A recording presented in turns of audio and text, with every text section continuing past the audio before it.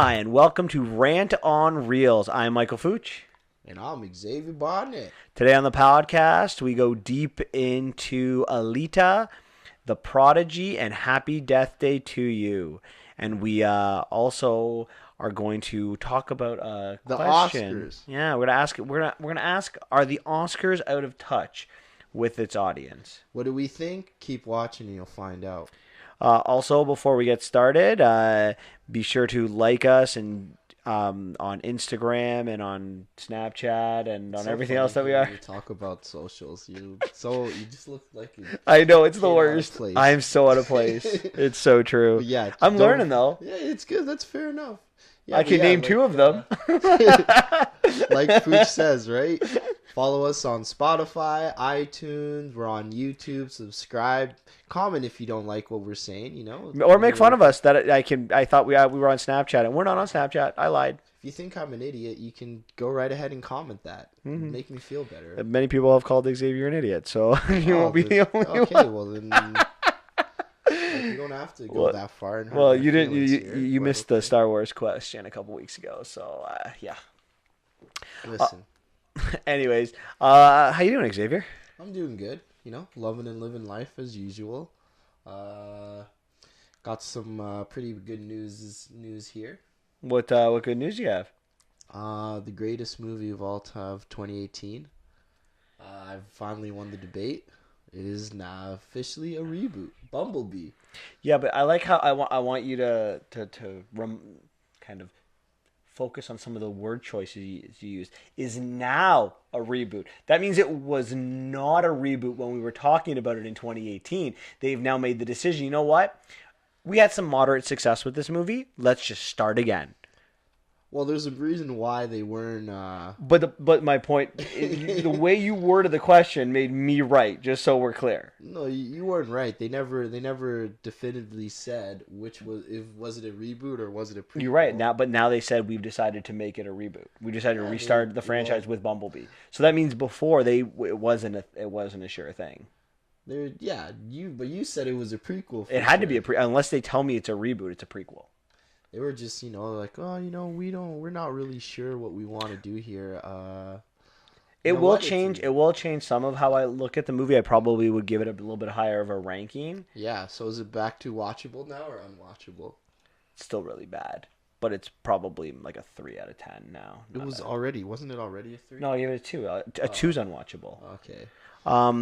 But I do have a question for you. Can a sequel to Bumblebee be successful? Can Haley Steinfeld and that character do another movie? Like the Shia LaBeouf thing got old in 2 and 3. Wow. The Mark Wahlberg thing got old. Like, can Haley Steinfeld maintain this movie? Well, the problem with the Transformers movies, their huge element is they focus too much on the human. That's why I don't think it can be successful. Robots on robot action. The best part of that movie was the first 5 minutes, and we did not see any humans whatsoever. It's true. It's very true. We need the first 5 minutes for the whole movie. That'd be great. I'm very curious to know how they're going to proceed with this, because even though I don't really like the movie, this movie did receive some critical success, which a lot of the other Transformer movies have not received. Mm-hmm. I still think when we look back on this movie in 2 or 3 years, we're going to be like, what were we thinking? But we'll see. We'll see. All right. Do you want to get into our movies this week? Yeah, we can get into them. Okay. Before we get started, we want to let you know this is a spoiler podcast. So from this point forward, you will hear a lot of spoilers from The Prodigy, from Happy Death Day to You, from Alita. And even movies that came out in the last couple of years. Literally, if you don't want to get spoiled by any movie, just stop watching now. We might make analogies to other movies that are different. When we talk about the Oscars, there'll be definitely a lot of movie talk in general. There'll be a lot of spoilers for Oscars, And if you haven't seen any of these movies that we do accidentally spoil, what are you doing? Go and see the movie, man. Yeah. Yeah, I would definitely concur with that statement. But I go see everything, so who am I to... All right, what do you want to start with? Let's start with Prodigy. Want to start with The Prodigy? Okay. What are your opening thoughts on The Prodigy? I felt this movie was boring. Very predictable. nothing too shocking. I already figured out what. I don't know how the characters did not figure out what was going on. After, like, maybe the first. I'll give them like. Probably after like the first 30 minutes, they kind of did not figure out. After they found out, oh, the secret little, I guess, twist thing or what the main concept of the movie. I didn't even like the premise either. It was just not. It was weird. It was a weird way to look at reincarnation.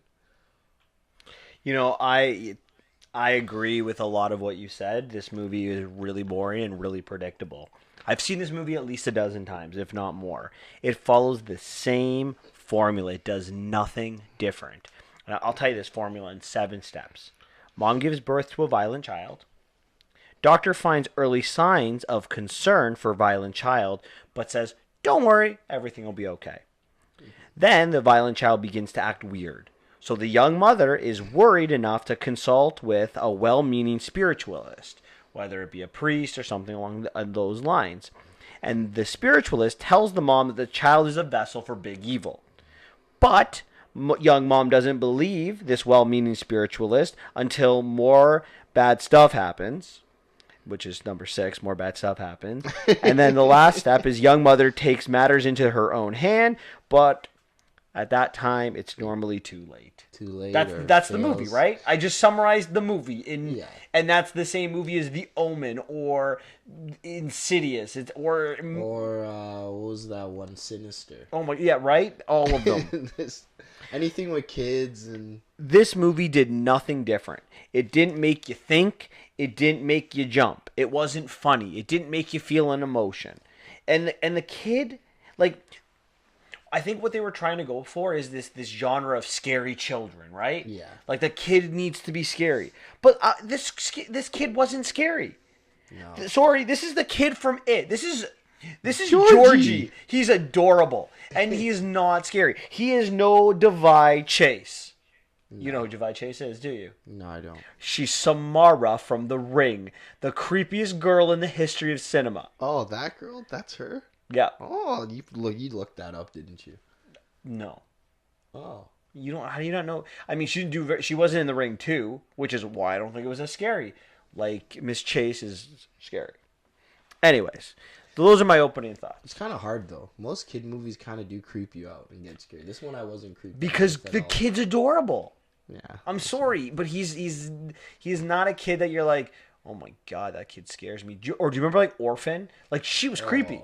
Yeah, that one was. Like you need your kid to be creepy. If your kid's not creepy, you can't make a scary, creepy kid movie. Mm-hmm. It doesn't work.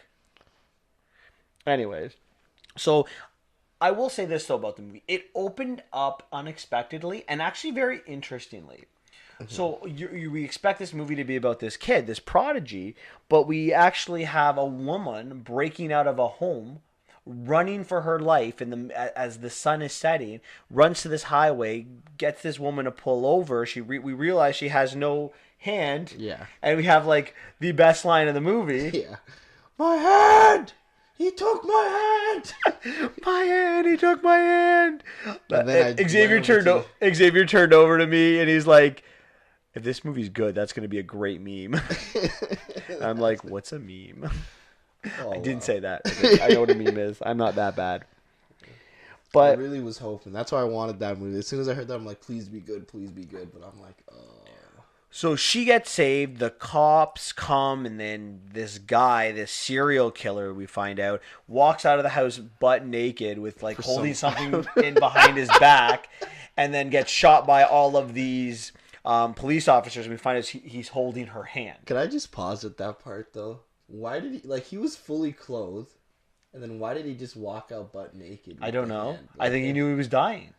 Yeah, but like it was his last stand. Like he's like, crazy. I'm gonna be naked, and then I found it weird that so when he dies, they cover up like they use things to block off his junk, right? Mm-hmm. And then the baby's born, and they don't block the baby's junk. So I was like, what? Like why would they? You can have like baby nudity is okay. Oh, I didn't know that. That's they're kids. They're babies.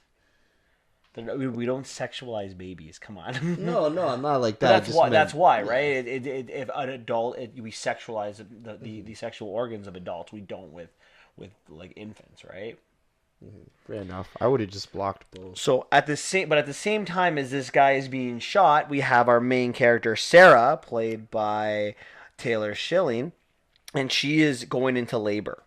And as she's going into labor and delivering this child, our serial killer Edward gets shot, and all the bullet holes are the same blood spots that the baby has as he's being wiped down. And I am not. The movie starts predictably right there. Like, everyone and their mother will know that the serial killer is the kid. Yeah. Like, we know this. Mm-hmm. It's right there. It needed to do something differently. Yeah, and it did not. That was the issue with that one. It just seemed like every other possession kid movie. Yeah, nothing special except for this one. We don't even really get this kid with creepiness or with like any skills whatsoever. I always wondered, like, was the... Well, actually, we'll continue the story. Okay. I'll stop it when I... So we now start seeing the kid grow up, and we see different... the kid's name is Miles. We see different portions of his life. So he's walking at very early. He's talking at 4 months. He goes into preschool. We find out he's really gifted. So he's at the top preschool and wherever they're living. So this is where I had my question. So the serial killer was the reason why he was gifted was because of the serial killer, right? Or I don't know. They never really. But this is one question I was going to have for the end of this conversation. What was the point of calling the movie The Prodigy? Like, did you ever get was that an important plot point to this movie that the kid was smart? Like, the kid never even shows that he's smart in the movie. Yeah, that's he makes like the spy thing with the camera and the baby monitor, but that's about it. That was that was my issue. I was like they call this movie The Prodigy, but the kid is like meh. Yeah, in fact, if anything, they show him more socially awkward and non-intelligent than they do intelligent. Yeah, and kind of wondered, like, he was always by himself, and it was just very strange. Like, they never linked the reason why he was gifted, and so I was like, is it because of that guy, or is it because of the guy that's possessing him? Yeah, was he a super gifted, like, guy? Or was the kid always gifted, and the social awkward reason why he couldn't be socially was because the serial killer was there? Mm-hmm.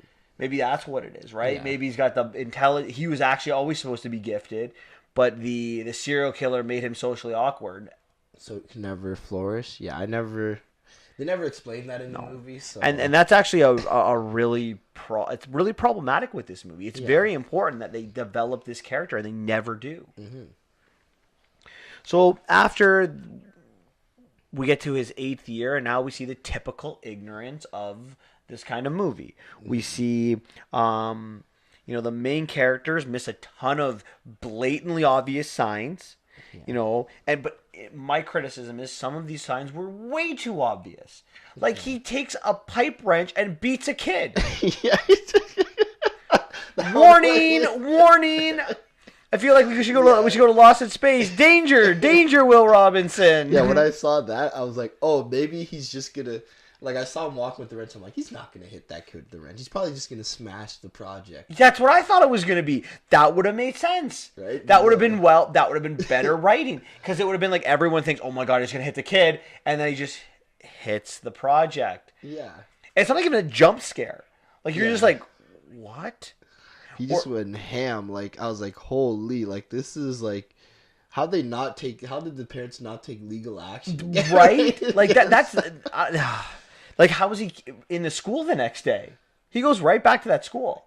I thought they put him in a different school. I remember he was moved to, like, he had the one, and then he was put into, like, a regular school. I just assumed, I thought it was the same school. Oh, because he didn't, well, they don't explain it. They didn't explain it, but I saw that he was wearing, like, an outfit. They all wore the same outfits in that one school and looked more high-tech, and then this one looked more like a regular class. Oh, maybe he got kicked out of the school then. Yeah. No? They didn't talk about it, though. I just Poor writing. Have to. Poor writing. Right. But But even like a lot of like the smaller things, right? Like the babysitter when they're playing hide and go seek, he breaks the beer bottle and puts like it on the floor. and you turns off the light of the basement. So when she's looking for him in the basement, she's stepping on the stairs. She steps right on the bottle and falls down the stairs, and her entire foot is like, covered in shards of glass, and she has to pull the big one out.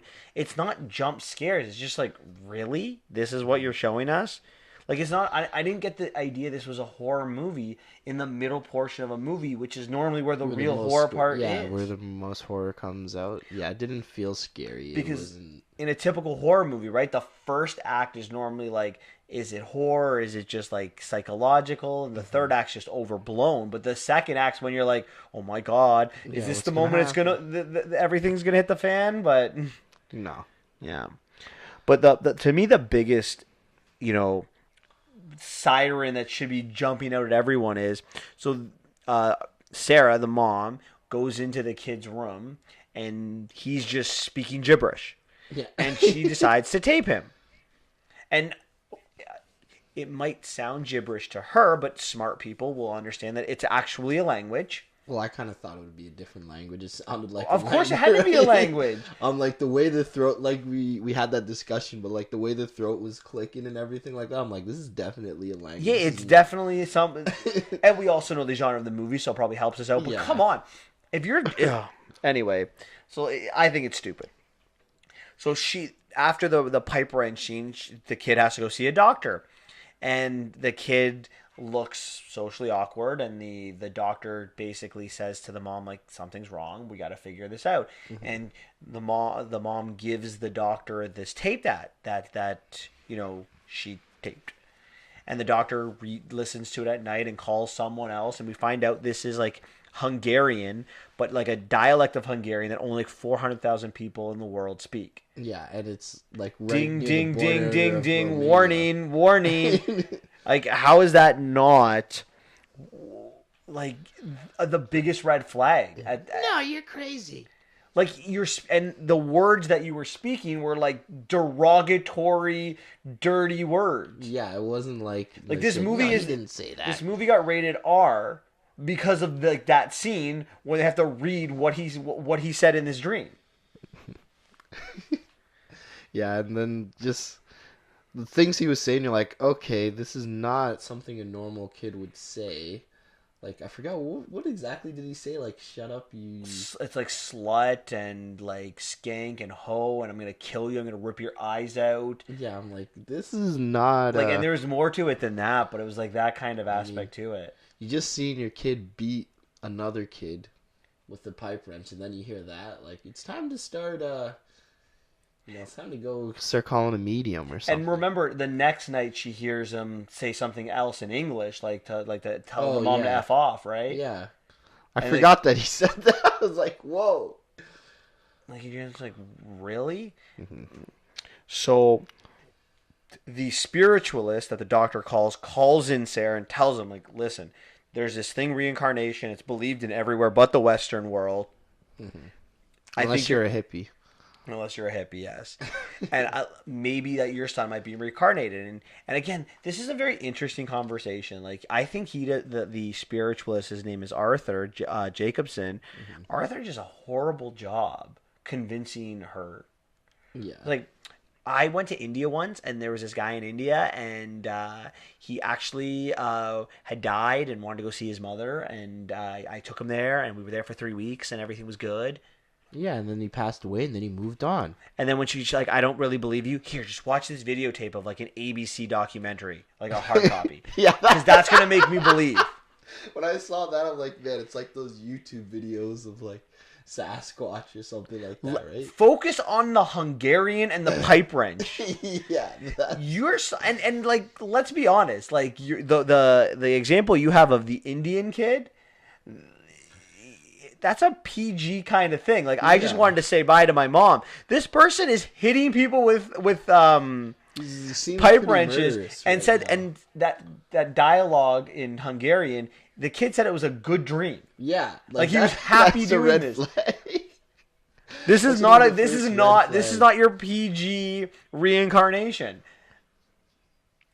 But you know what? Sarah kind of goes home and she starts kind of believing. Yeah. So she starts watching this DVD, and then the father, John, comes in. He's like, "No, our son's got problems, but he's not reincarnated." But what I don't understand is, why didn't Sarah tell the husband that he spoke Hungarian? Yeah, like the thing is, this husband never seemed to be very much involved in the He's conflict. emotionally distant in this movie. Yeah, like he's not, which was very strange. Like clearly the mother was way more tighter with the son than him. He's like, yeah, I love our son. I'm like, I didn't have any sense of that with the father. He kind of just like, our son's kind of weird, and then he just freak out on him. Yeah, he left. He just walks out. He goes to his brothers. Yeah. And basically, at his brother's, when he comes back like a day or two later, says, "We got to put him in an institution." Yeah. Like this is where we're going with this. Mm-hmm. Like the father, and you could tell that he did not really, because even when they had that, remember when they had that date night, he's like, "Let's not talk about the kid on date night." Like he was not interested in Not at help all. the kid at all. But again, we have characters that are not developed. Yeah. You know, one thing I kind of want to talk about is like, do you feel like these characters, like these parents, are anything but boring? For me, they have no character traits. They have no friends. They have no family. They have the movie makes no reference on what either of the two do for a living. Yeah. Or their past, but they have a lot of money, clearly, because of the kind of schools they were sending him to. And let's also talk about the fact that they're in that one scene you're talking about on date night. They say they get drunk all the time. Yeah. That's what we know about them. They're drinkers. They're alcohol. Maybe that's why they didn't help their child. You know, they're just getting faded too. Yeah, maybe that's what it is. Maybe they think the child's fine. Maybe they're just hung over every day. But these characters are bland and not developed, and it hurts your movie. Mm-hmm. And you know, like, what a writer will tend to do to put you over the top or make you really bad is hurt an animal, right? Like, you hurt an animal, that makes you bad. Yeah. Like that like, I'm like, oh my God, the poor dog. Like, you can't kill the dog. Yeah. And the kid kills the dog, and I'm just like, whatever. Like, it's sad, Wow. but you just... Yeah. Cause, They like, didn't even show the dog much. The dog just barked like... I know. The dog is supposed to be, like, the animals are supposed to have the sixth sense, but this dog, yeah, barked every once in a while, but, like, they had, like, again, it was just there for a standard horror scene. Yeah. They kill the dog. Like, that had to be in there. Kill the animal so you can continue moving forward. Yeah, it's just to show, like, oh, this kid's messed up. We gotta... Her plan was a terrible plan, too, by the way. Yeah, we'll get to that. But you know what? Both plans... But it's funny. So he kills this dog, right? Mm-hmm. And then, like, hammers it under, like, a desk. Yeah. Like, puts, like, some kind of piece of wood there. No one smelt that. Fair enough. But then in the middle of the night, like, later that night, there's like 100 different flies in the house. Yeah. Where do the hell come from? And all the worms on the ground? Like, is your house, like, infested with bugs and they all came out? Yeah, I saw there's just a bunch of bugs, like, just flying on her doorstep. Like, if it it'd had be been on her door, though. I don't understand. Yeah, the dog was down in the basement. You were on the third floor. It doesn't make any sense. But we needed to get the mom to come downstairs, because in this scene, the dad's gone. He's pieced out. Mm-hmm. The mom's sleeping and having a nightmare about the son being like this reincarnated person. Yeah. And the son comes into the room in probably the creepiest thing he's ever done, just watching her sleep. And it's like, "Mommy, I can't sleep. Can I sleep with you?" Yeah, he doesn't even say anything. She wakes up and she looks and he's there. Yeah. Like, usually your son would wake you up. Yeah. She didn't think that. Yeah. So the kid comes in the bed, puts his hand in a very creepy way over her shoulder. And it's like, "Mommy, would you love me no matter what I did?" And it's like, "Yes, absolutely." And then we just get all of the flies just come in. The right time, the right moment. It doesn't work. It's not a good story. It's not a good plot. No. It's not developed. So after this dog dies, we get Sarah's like, "Okay, we're going to this spiritualist. I'm gonna believe now." Mm-hmm. So she takes Miles to the spiritualist. The spiritualist like puts him under, tries to find out his name, and we get this idea: the spiritualist, who's been doing this for his entire life, is manipulated by this kid. Yeah. Or the not a demon. We're very clear this is not a demon possession. This is more of a ghost, more of a reincarnation of spirit. So Yeah. this spirit who has died has more power over this spiritualist than anything else. Well, he said something where I don't know how he got it. He got like some drugs in his Yeah, bathroom. it Like, makes. when did he go to the But bathroom? it's not that. Remember, it was a reverse hypnotism. Because remember, at the end, the kids, the he serial killer's snapped. like, I'm gonna snap my fingers and you'll wake up and then you'll never see me again. So he reversed the hypnotism. How he wasn't staring at it. I know it doesn't make any. It doesn't work. It's not. It's like, well, Oh, so that's how what he was trying to. I thought. Because of me thinking of hypnotism, I thought you'd have to stare at it to be hypnotized. So I didn't know. Like, that's why he said the snap. I'm like, did he? see, this is why it should have been a demon, not a human, because that would make more sense. That a demon would be strong enough, but this is just a regular person. Yeah. So he basically tells the spiritualist that I took some pills that they might be legal, but if you give them to a kid, they're not, and then that you made me put your penis in my mouth, but he chose other words to get this R rated for this movie. They didn't need it, and my mom is gonna believe me. So if you don't tell my mom that I am fine, then I'm going to tell my mom. And then Classic, I'm going to tell my mom on you. yeah, and you're like, okay, fair enough. So he does that. But when they leave, he sees that on the couch that the Miles has actually written in the name of the killer, Edward Sarka. And then that night, Arthur will call Sarah at 2 a.m. to tell her all of this information. See, that's why I was like, maybe he's not hypnotized because he told the information after. Yeah, because he probably saw the thing and snapped out of it. He saw like the message. Too much questions with this movie, right? Way too many. Way too many. If you have to constantly fill in the blanks yourself, and not even like in a creative way. Like there's movies where it makes you fill in the blank, but it's like a good type of film, like a Christopher Nolan movie. Yeah, you have to get you. He will give you the ending, but you have to get there a lot of times on your own. Yeah, but in a good way. This way, not creative at all. So Sarah has to come up with this plan, and I don't know what the plan is. This is what I think the plan was: to put him in an institution.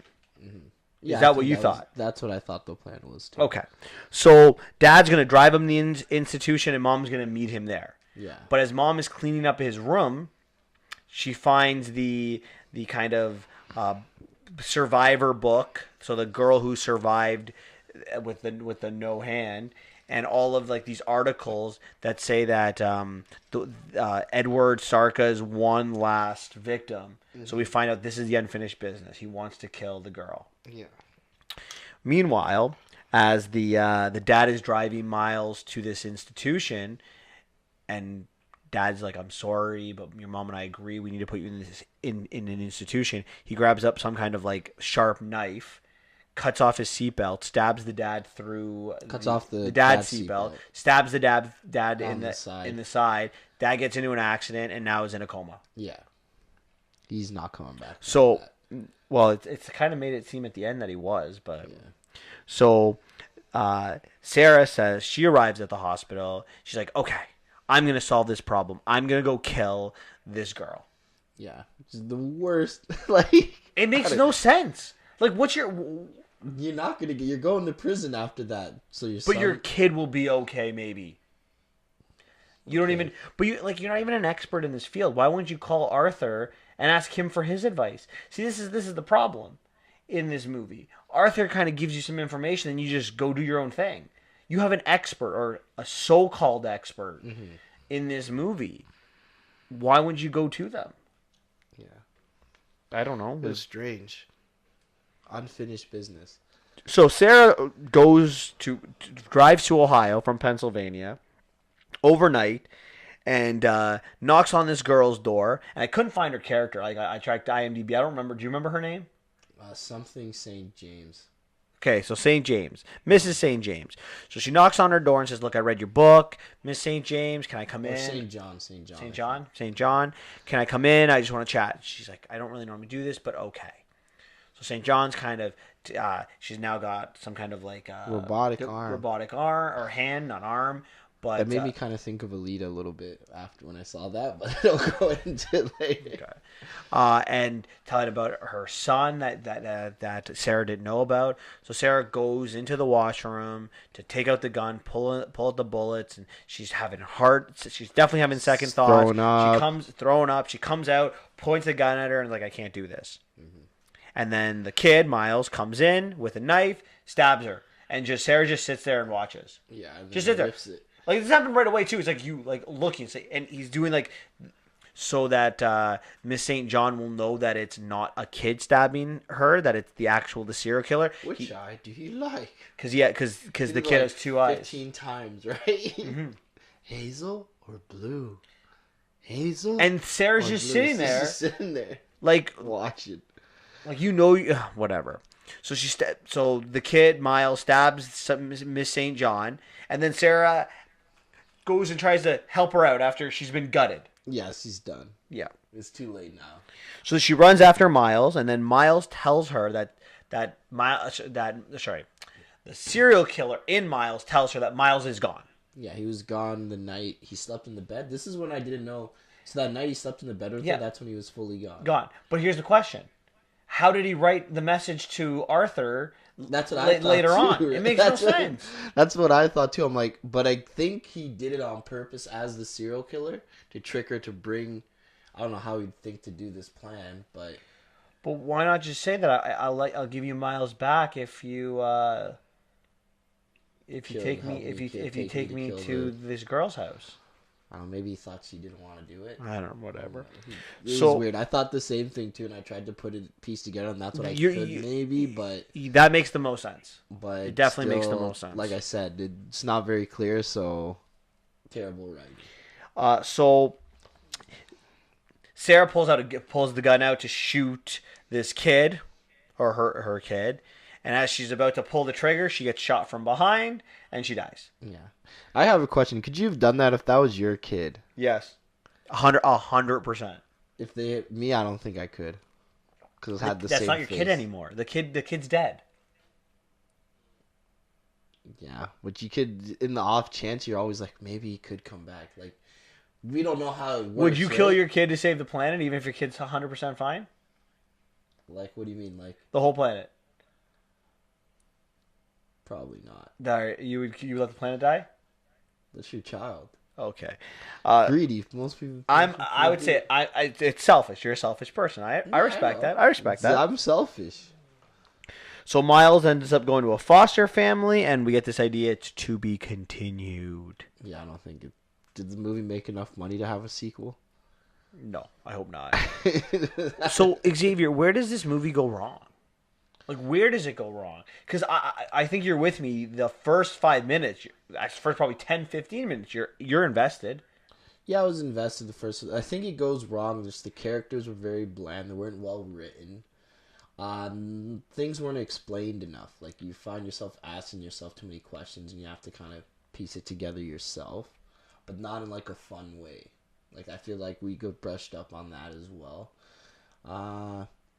Another thing is it's just it doesn't do anything to change the genre, right? It's the same story. But it doesn't need to change the genre. It needs to make it. It just needs to be a good Engaging. story. Engage me. Make me jump. You know, I think this movie goes wrong in a lot of ways. I think it starts with the tagline of this movie. Yeah. The tagline of this movie is "What's wrong with Miles?" We don't know the answer to that question. This movie's called in the first 5 minutes. To be honest. Yeah, but Miles isn't even there. Yeah. And this movie's called The Prodigy, but we don't get that. The movie that you're telling me that we're supposed to see in the title and in the tagline, you didn't show me. Yeah. It's a lot. It seems like it was a lot of editing. They maybe have done scenes that included the. It seems like a lot of scenes were left out, like that were supposed to still be in the movie. I think so. I think the director and writer probably had like a 2-hour movie or 2.5 hour movie and was told you got to cut it. You got to cut half an hour to an hour out of it. Yeah. And then we got stuck with that monstrosity. Yeah, that's what happens, right? Studios get involved. Did you, out of curiosity, because one thing that would always save a horror movie is some jump scares. Did you jump at all in this movie? I think the one jump scare I got a little bit was like when Miles calls her, and he's sitting down, and I think he's playing with the Rubik's Cube, and he turns around and you see the person's face on the kid's body. I was like, ugh, right? Like that. Not more like just like, what the hell? It was. I don't think I jumped at that moment. The scene that I would have probably jumped at is when the kid's running to her, but that's right. That's right out of the preview, like the first preview. Of I the didn't movie. even see that in the preview, so that's one. This is a movie I didn't see a preview for. Interesting. I saw half a preview to this movie. I think that scenes that tried to give you jump scare, or that you thought would give you a jump scare, fizzled out. Like there was like 2 or 3 scenes where I'm like, okay, jump's coming, and then it just kind of fizzled. There was no jump.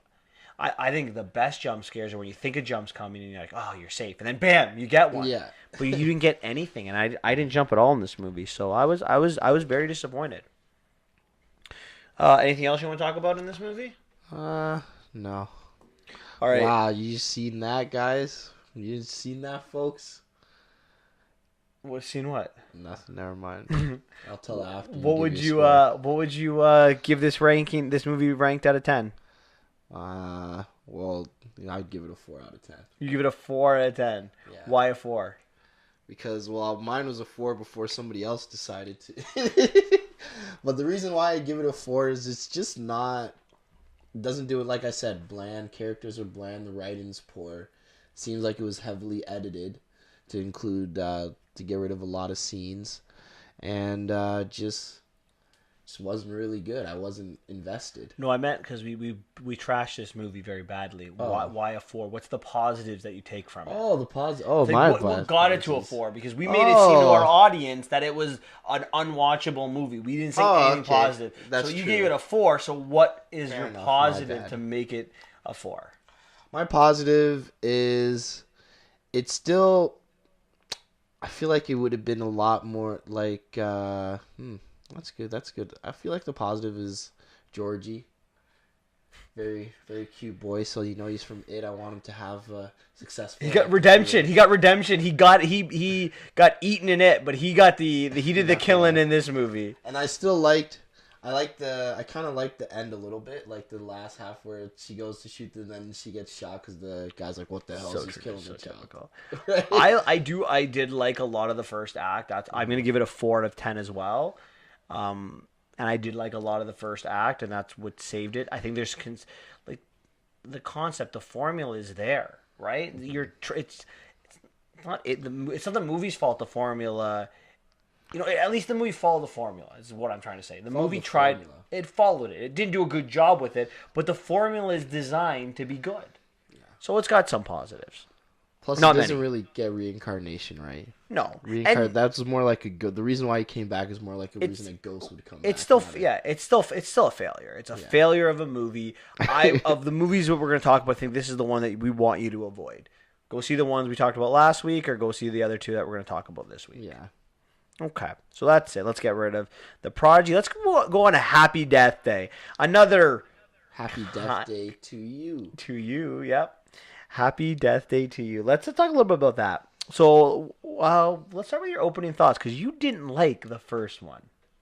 It's not that I didn't like the first one. I liked it less than the other movie that came out that was very similar to it that you didn't like. So the year, I think, what was it, last year or 2 years ago? 2 years ago. 2 years ago, there was 2 movies that had very similar premise. There was If I Stay and Happy Death Day.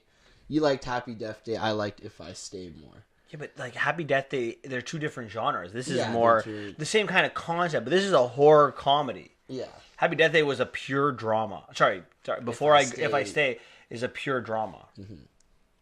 And I really liked it. It was a nice, sad, touching story. So what are your Death Day? I guess because I liked If I Stay so much, I felt like Happy Death Day was like a parody on that, and I got butthurt about it. Okay. So what are your opening thoughts on Happy Death Day to you? I liked it. It was pretty good. I enjoyed it. Nothing wasn't terrible. Wasn't like the greatest movie ever, but I really enjoyed it. I didn't think, oh no, I'm like this is fun. It was a fun watch. It was fun to watch. I thought it was so enjoyable. I really liked the first movie. I thought the first movie it was original in the sense that it turned, that Groundhog Day theory into a black comedy, right? And you know, people think of Groundhog Day, they think it's a comedy, but it's not really. It's a dark movie. Like he goes and kills himself a bunch of times in that movie, right? There's a lot of darkness to him. He's a depressed man who's just going through the motions of life and has to find love.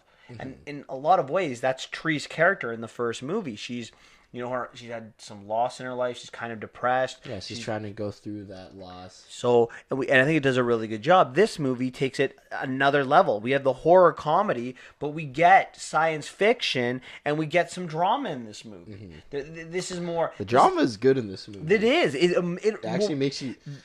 But that's because the characters are developed, right? They are. There's a range of emotions. You are going to laugh. You will feel emotional. You might cry in this movie. You will not get scared because it's not that kind of movie. But you will jump. I jumped more in this movie than I did in the Prodigy. Yeah, 100%.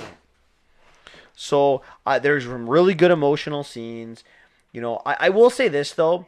They did add a lot of science to it. And I think that took a little bit of the magic out of it, or some of the fun out of it. But it works for the story. I think it just what made the first movie as magical as it did. The second movie took away a little bit from it. It had a more like spiritual kind of feel to it, right? Yes, the first one, right? The mom's looking out for the daughter. But the cool thing about that is he felt like once he realized what it is, he's like, it wasn't really about me and my family. So he felt like it meant nothing. That made her upset. So they did touch on that too, which I thought was pretty good. No, absolutely. So the movie kind of begins with Ryan. So for those of you who do not remember Ryan is Carter's roommate, and Carter is Tree's love interest, right? Yeah. The guy that every morning has folded all the clothes very nicely for Tree, who's nothing but nice and has a secret crush for her. And, you know, everyone thinks they had a one-night stand, but in essence he didn't. He was just taking care of her because he's a good guy. So Ryan is the roommate. And the movie opens with him coming out of a car, and it seems like it's going to be Ryan's story. Now, I hadn't seen a preview to this, so when I just assumed it was going to be Ryan's story. Like, this will be going through Ryan's day, so it won't be like Happy Death Day. But as he goes through his day, he gets killed, and then he wakes up. He goes into his room, he's like, guys, something's happened, I'm getting some serious deja vu, and Tree just right away, because this is the way this movie is, it takes the next day. It's like, so, the first movie is on February 18th. This movie is February 19th, right? Yeah. So it's like, I just went through this. So Tree's trying to get all the information because she's now an expert in this.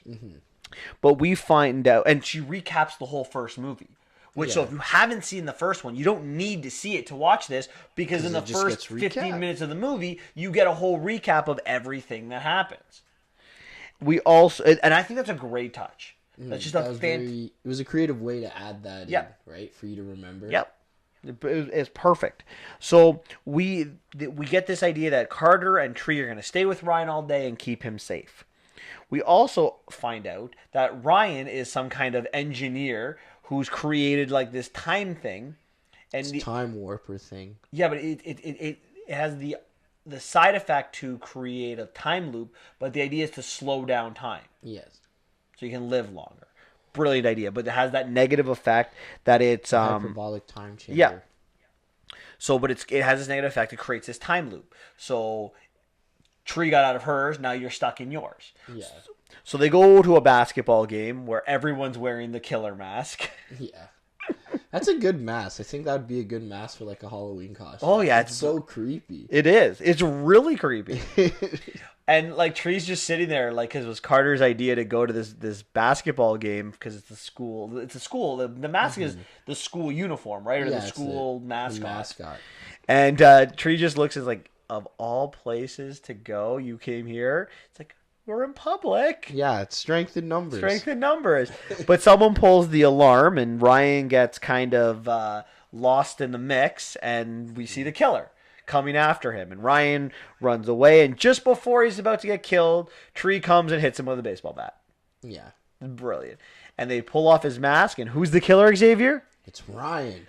Ryan. But Ryan is the one who got killed. No. There's two Ryans. And this is where the science gets in. So apparently this time device that he's created has set off some kind of problems in other dimensions. So the multi-universe kind of scheme. Multiverse. The multiverse. They took that from right on DC's page. And I guess Marvel too. More DC though. So the Ryan who was the killer says you need to kill the other Ryan so we can like offset all our problems. And then the Ryan's like, no. And he decides, I don't want to die. I'm going to turn on the time machine to send this guy somewhere else. Yeah. But when he sets off this time machine, Tree gets thrown back into her other day, her loop. So she goes back to her birthday, and we go back into the Happy Death Day. Mm-hmm. The difference is she's in a different universe. Yes, he was. Well, actually, I'll get into the end. So she wakes up and she's like so angry. I'm back into my loop. I just got out of this. And she, instead of even looking at Carter, she opens the dorm room door because Ryan comes in right away. And she's like, Ryan, get in here. Yeah. What did you do, Ryan? And they go what's to the. going on? Before they go to the lab. She has to go kill her. The person who was trying to kill her, Lori, right, her roommate. Yeah. Only to find out that Lori isn't a killer in this one. No, she's not. What's going on? And the Ryan killer had told them that the butterfly effect could be a factor, right? Things were going to change. So Therese's like, I need to get out of here. So they go back, they go to the lab, they talk it out. We find out Carter's dating Danielle, who is one of the sorority sisters, the leader. Sisters. So Tree's like, okay, well, you figure this out. I have to go to my birthday dinner or birthday lunch with my dad. Mm-hmm. And when she goes to the lunch, there are 3 plates. There are three chairs set up and 3 plates. Mom's there.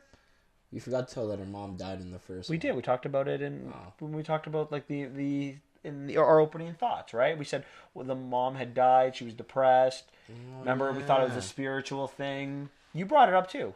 I'm an idiot. So the mom's alive. And she's like, oh my God, my mom's alive. This is amazing. This is my universe. Yes. So she runs to Ryan's place and says, don't turn on that machine. I want to stay here. Mm-hmm. So she has to, they're going to try to figure out how to fix that up. But she sees that the serial killer that was around in the first movie is still alive. So she thinks that Lori is going to sick the serial killer on her. So she preemptively goes to the hospital, only to find out that Lori is not the one that sicks the serial killer on her because the serial killer kills Lori. Mm-hmm. And then Tree dies, and we get back into this loop. So when they're talking to Ryan about how she can stay in this time, she says it could take up to like 3 to 4 weeks. And that she has to memorize all of the potential algorithms to use every day. Mm-hmm. But she's like, I don't want to die every day. So Carter gets this idea, why don't you just kill yourself? And so you don't have to die, do it on your own terms.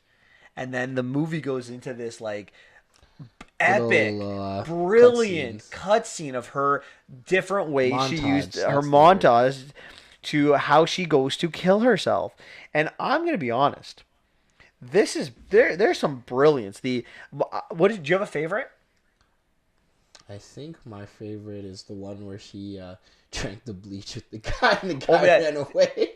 Yeah, she's in the supermarket, just opens the bleach right in the supermarket and she's like, bottoms up.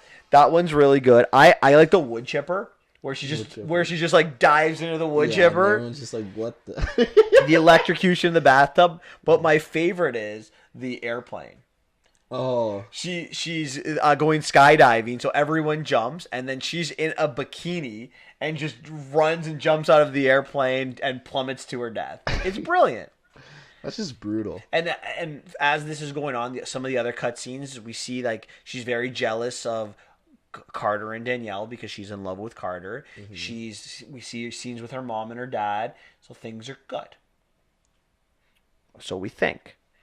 But like the first movie, the more she travels, or the more she dies, the more harder injured she feels it, right? So she decides she does not want to die. And just in time, because they solved the problem.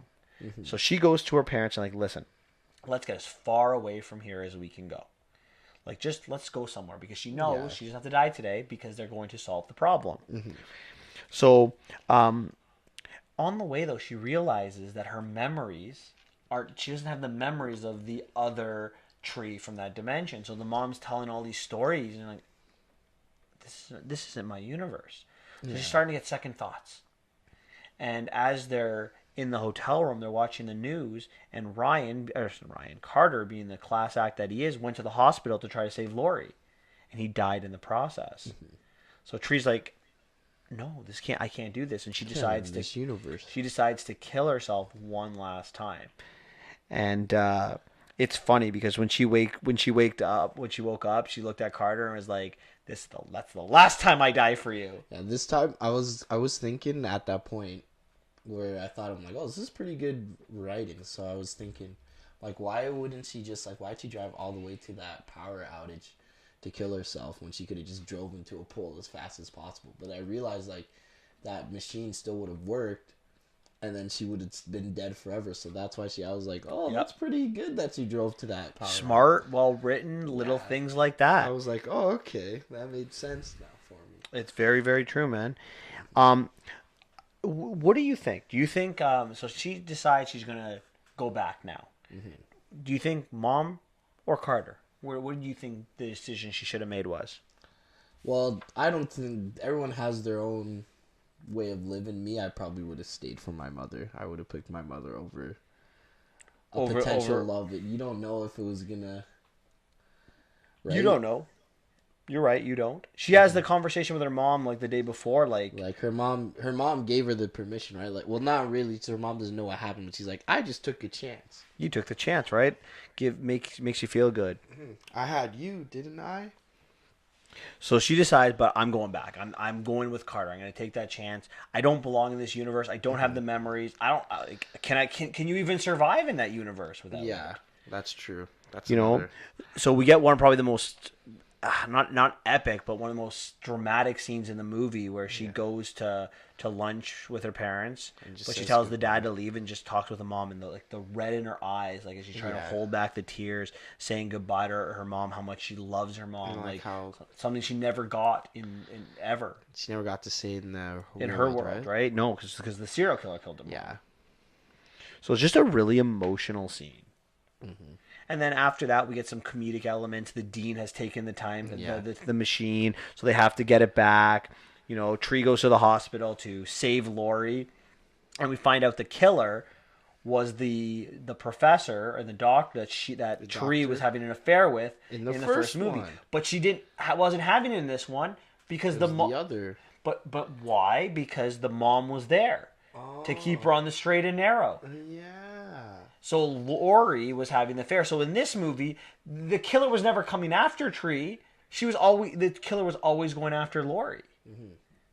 So it's again just another aspect of well written. So Tree is able to save the day in the end. She says goodbye to Carter. They actually kiss in this universe, and then she goes back, and everything's hunky dory. So technically, she didn't have to. She didn't have to kill herself. But this leads to a question: what happens if she doesn't die? Does the day the day might not reset? She might break the loop, right? Because that's what happened in the first movie. Every time she died, she went back, but the time she didn't die, it stayed. She stayed. She was able to go into the next day, and the loop went to Ryan. So it would have passed on to somebody else. Exactly. So she would have been stuck in that universe and not even known. Wow. That's crazy. So there's a lot of elements to that. I think that it was very interesting how they decided to approach it. Do you know that we made a rookie mistake, Xavier? What? There is an mid-credit scene to this movie. Really? There is. Oh. We did not stay for the mid-credit scene, so please do not make our mistake and stay. I didn't know that. What's the mid-credit scene? So the mid-credit scene is apparently the U.S. government wants to use this technology of a time loop to punish criminals. So they need a guinea pig, and Tree says it should be Danielle. Oh, wow. That's so mean. Really, Danielle? Yeah. Yeah. I think that was just funny, right? Just a Yeah. comedic scene in there. Now, I would ask you this question. I kind of brought up why I liked it, but did you like how the murderer had nothing to do with Tree in this one? That it was about Lori and not Tree. I liked it, and like that gave me the the thing is that gave me the question of what would make Tree so important in this movie, right? It kind of takes away from her importance because like she wasn't really she did save the day, but I guess it shows her develop. I guess I'm just trying to explain it to myself when I thought about that. I guess it shows her development as a character to be a hero. Like, it shows her that, okay, even though this has nothing to do with me, I have to do the right thing and help, like, use my power for good. With great power comes great responsibility. See, One of the greatest superheroes of all time taught me that. I look at it as something different. And this is why I think this movie does a much better job than if I stay or whatever it is, because it takes the message out of Groundhog Day, which is you have this depressed person, and that's what Tree was in the first movie. She was depressed. She lost her mom. She was acting out. She wasn't talking to her dad. She was sleeping around with pretty much anyone. She was doing drugs, drinking, right, all of these things. By the end of the movie, she had made peace with all of those things, right? Made peace with her sorority sisters. Wasn't like that bully, mean girl that she was at the beginning of the movie. That she probably wouldn't have been if her mom was alive. What I like about this movie is by putting her mom in the movie, you've made her character the character that we saw at the end of the first movie already. She didn't need to grow because mom was there. Right, it allowed the movie to be different, even though it was the same movie, and they kept true to the character. So many movies would change characters. We talk about this with sequels all the time. All the time, right? They're like, oh, well, we didn't know we were going to sequel, so we're just going to change this aspect to this one character to make it work. They didn't have to do that because they were very careful in how they wrote this script. So do you think there could be a third one, knowing that there was a mid-credit scene to set it up? I mean, I didn't even think there'd be a second one. So the fact that they're probably gonna go for a third one now until it really, really flops. If they don't go back to the original day, like the Monday, Teresa's death day, I think the third one has potential. It's just how they decide to do it. Yeah. They can if they write it well, and there's nothing that makes me think that this writer director couldn't pull it off. A third one. He's shown so far he can. So the one criticism I do have of this movie is what happens to the other version of Ryan. Oh, because we don't see him. Future? Yeah, when Tree goes back to her universe where there was two Ryans, what happened to the second Ryan, the killer Ryan? I figured he went back to his. When the loop was set, and they all reset the loop. That's what I thought he fixed it. Time's crazy in movies, though. It's a weird concept to work Are you with. okay that they didn't explain that? I mean, we just bashed another movie for not explaining enough, so I guess we kind of have to say we're not. But the way I see it is, I guess I've watched too many movies that involve with like time loops and everything like that I kind of know that would probably happen. See, I thought about this a lot after we watched the movie because I am such meticulous with an ending, but I also remember the genre. And by making it a comedy, you don't have it changes your tone of your movie. And the way they ended the movie, so when Tree gets back to her normal universe, and like Carter's like, "Are you okay?" She's like, "Yes, I'm okay. What day is it?" Like, everything's good. The last word we get is by Ryan that he shit his pants. Right? Like that's what he says. Oh yeah. And then they ended on like a comedic note. If you have to explain, oh my killer's gone, where'd he go? And you can't say that. And then they do the mid-credit scene to kind of, I think, to basically say that pretty much happened. Okay. So I'm okay with it. I do think it hurts it a little bit, but very, very, very, very minor. Because they ended it with a comedic line, which is what a comedy should be doing. One more question. Two more questions for you before we talk about our ratings. Do you think adding the science fiction takes away from the movie or adds to the movie? Me, I felt like it took away a little bit, but it's weird because it was kind of needed in this movie to make it a sequel, because it wouldn't make sense to be if the scientific so it's kind of like it took away in some parts of the movie, it took away in some parts it added. So I'd say in the terms of thinking of something spiritual or anything like that, that's where it took away from the first one a little bit, but then it adds more to the universe for like concept for sequels and everything like that. So. Yeah, and but it explains the first one in a more scientific way too, Yeah. right? Mm-hmm. Whereas you're like, well, can her mom help her on her birthday and no one else, right? Yeah. So it does add to it. I think, as more of a purist, I have a tendency to dislike things like this, but in the long run, I think it does help. I think it is. It makes it does both. You're right though. That it takes away a little bit and adds a lot. Mm-hmm. And the last question: what do you think happened to the other tree? That's a good question. So we'll call it the Earth 2 tree. Earth tree. When Earth 1 tree goes into Earth 2, what happened to the Earth 2 tree? I'm thinking Earth 2 tree went to Earth 3 and Earth 3 went to That's what I'm thinking. It did that kind of effect, right? Yeah, you think that's what happened? I think that's what happened. She probably went to a different universe. Like everyone was kind of split. Pushed into a different universe? Okay, that's fair. What are your dislikes for this movie? My dislikes. I'd say one of the things I didn't really, like I said, a little bit of the sci-fi part of it.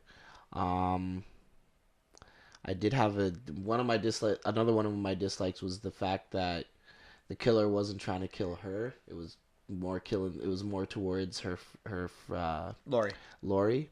So the fact that she had to kill herself she didn't really have to kill herself, right? She could have just kept it going. So it wasn't totally needed for her to murder herself if she wanted to fix the time loop. Yeah, Lori dies, but she didn't really know actually she did want to go back to go save her. And When it counted. Yeah. I don't have a lot of criticism for this movie. Like I said, sci-fi takes some of what I liked about the first one away. But I guess the biggest dislike I have is the Dean coming the day earlier. Oh, that's what I wanted to say. So in our Earth 1 universe, in Ryan's day, the Dean comes to take away his time machine, and part of the reason why Ryan turns it on is because of the Dean. Mm-hmm. Apparently this machine is causing blackouts and things like that. Messing energy around. issues, and they're like it doesn't bring money, so don't worry about it. In Tree's day, they don't do this. So if let's say she was there for like 5 weeks. Yeah, and then for every day, the Dean never comes, and on the day that she's actually going to go home and she has to crash the car at the last second because Carter dies. There's no Dean. The Dean was never there. But the Dean came early on that last day. So I thought that took away from it a little bit. Yeah. I think but it adds some comedic to it, but it hurts the story. The comedic wasn't needed, right? You could have done something different, I think. Yeah. I think there could have been something different. Something to like really stop it. Like didn't the first one they had like didn't he have like a glitch or something, so it took him a couple hours to fix it? Yeah. I don't know. That would have just have that happen again or something. Like. So that was my biggest dislike of the movie. That's what I was like. That was something I was missing. I was like, I know I'm missing something I didn't like, and then you added it. Thank you. You're welcome. What would you give this movie out of 10? I'd give it a 7.5. It's a pretty solid film. I enjoyed it. Not complaining, but like the Dean aspect kind of bugged me a little bit, like you said, and the fact that the killer wasn't after her. So see, I'm okay with that because I think I explained it. Like if she gets through the day alive, she still needed to die. Yeah. Because if she gets through the day alive, someone else gets the time loop, and that could make things worse for her. And that second day, the Dean was going to take away the machine. So I'm not as negative on you as on that. And I think with explaining the mom, like she didn't sleep with the professor, the Dr. Gregory, right? It didn't happen. Yeah. I'm going to give this movie an 8. The Dean aspect was my biggest reason. I think the sci-fi hurt a little bit. The first one I gave, I think, an 8.5 or a 9. I have to look back through my notes. So it's I like it a little bit less than the first one, but it's on par. It's an A. There's no doubt. It's very good. And you know what? If you ask me to rewatch this movie in a year, I might even go to an 8.5 or a 9. Ooh. So in my recency bias of it, I'm a little negative because I had a lot of respect for the first one, but I think as time goes by and I digest it, I already like it a little bit more from just talking about it with you. Okay, that's good. All right, one more movie to talk about, Xavier. Alita, Battle Alita. Angel. Battle Angel, based on an anime. I never watched the anime. No, I haven't I've watched watched anime a lot either. of anime. And I know you're a big anime guy. I'm a weeaboo. Okay. No, I'm not. Do you mind if I start with opening thoughts on this one? Okay, go for it. So, when this movie was supposed to come out in December, and I remember when I first saw a preview to this movie, I had zero interest in seeing this movie. I think I turned to you one time because I didn't leave the theater. I'm like, this is going to be bad. It was the first preview that I saw, and I'm like, they show her in the two different armors, so I could already put a lot of the movie together. Mm-hmm. I was like, this is going to be disappointing. And then they moved it. And I thought to myself, this is going to be really bad, because if you're going against Aquaman and Bumblebee, two movies that like they historically money. don't make money. Well, Transformers do, I guess, but not Aquaman. DC, yeah. So I was like, well, they must really think this is bad. But then I saw the second preview, and I thought it looked better. I just thought, maybe it can be good. So I actually went in more positive than I thought going in when I first saw the preview. And I gotta be honest, I liked a lot in this movie. I liked the concept of this movie. Yeah, the concept was really good. I like the special effects, and then you know what? That's Robert Rodriguez and James Cameron specialties. It's very good special effects, and I'm not a 3D guy, but that's a movie where you can tell the 3D was good. Mm-hmm. It was, and I don't say that often. I think 3D is a gimmick. I think it's very few movies need 3D to be successul. What about the Marvel movies? Oh, it's a gimmick. You don't need. Yeah, I think it's a gimmick. But, sorry. but I'm gonna tell you this: the money that James Cameron uses technology, right? He throughout his career, he's been at the forefront of technology, right? Mm-hmm. The Abyss is one of the first movies to use computer generated imagery. Mm-hmm. Terminator 2 Judgment Day, again, pushed the bar forward. Yes, sure, we always think that Matrix as that slow camera moving, but James Cameron did a lot of that before The Matrix came out in 1999. Mm-hmm. And then obviously let's talk about Avatar, which actually revolutionized 3D. Yeah, this is the reason why we watch movies in 3D now is because of Avatar. Exactly. And but that's a movie that 3D worked with, right? The depth perception. You can tell. I don't know about what you do. When I watch a movie in 3D, I like to take off my glasses every once in a while to see what. Oh, you do that too? I want to know if you're actually making a 3D movie or you're putting it in after the fact. Mm-hmm. And I think that's when you get gimmicky. So the special effects were really good. I loved the world building in this movie. 300 years in the future. I love this concept of the fall that they talk about. I love the cyborg technology. I love the Iron City. And I love the culture of the area. Just as they show us this culture and this world building that they're doing. Mm-hmm. What I very much disliked is the execution of this movie. It tries to do too much. Yeah. I told you this before. If they avoid the Sky City, which we find out his name's Zalem, if they ignore this, if they ignore everything about Zalem in this movie, it would have been so much better. This is an origin story. Yeah. And we'll talk about whether we like the origin aspect to this story. You think they showed too much Zalem? I don't think they showed... Way too much. We know everything. We know everything important about Zalem. We got too many... One of the things I would talk about is we have too many villains in this story. Even though Nova isn't developed, we know he's the uber villain. We didn't need him in this movie. Excuse me. I would have ignored it. I would have focused on the story they chose. I didn't like the ending. I am going to rip apart Hugo in this podcast. Everything about Hugo needs to be ripped apart. He was dull, The worst. pointless, and the I did love not like story Hugo. needed to go. Rip it out. You know And- he's definitely not dead. So he's coming back. Well, I hope if this movie is successful, most people would agree with me that the love story needs to go, and then they write it out of the next movie because the fans would speak. Please, fans, tell Robert Rodriguez you hated Hugo. So those are kind of the things I didn't really like. Dr. Shireen either. So we'll talk a Dr. little bit. Shireen Jennifer is the Connelly's wife. character, the wife. Yeah, okay. Wasn't a big fan of her. So there were a lot. There were a lot of the execution and like concept.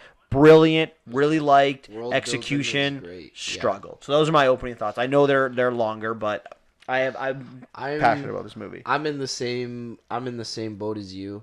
And I felt that the movie, another criticism, I felt like the movie was too long. I'm like, this isn't over yet. I'm like, holy.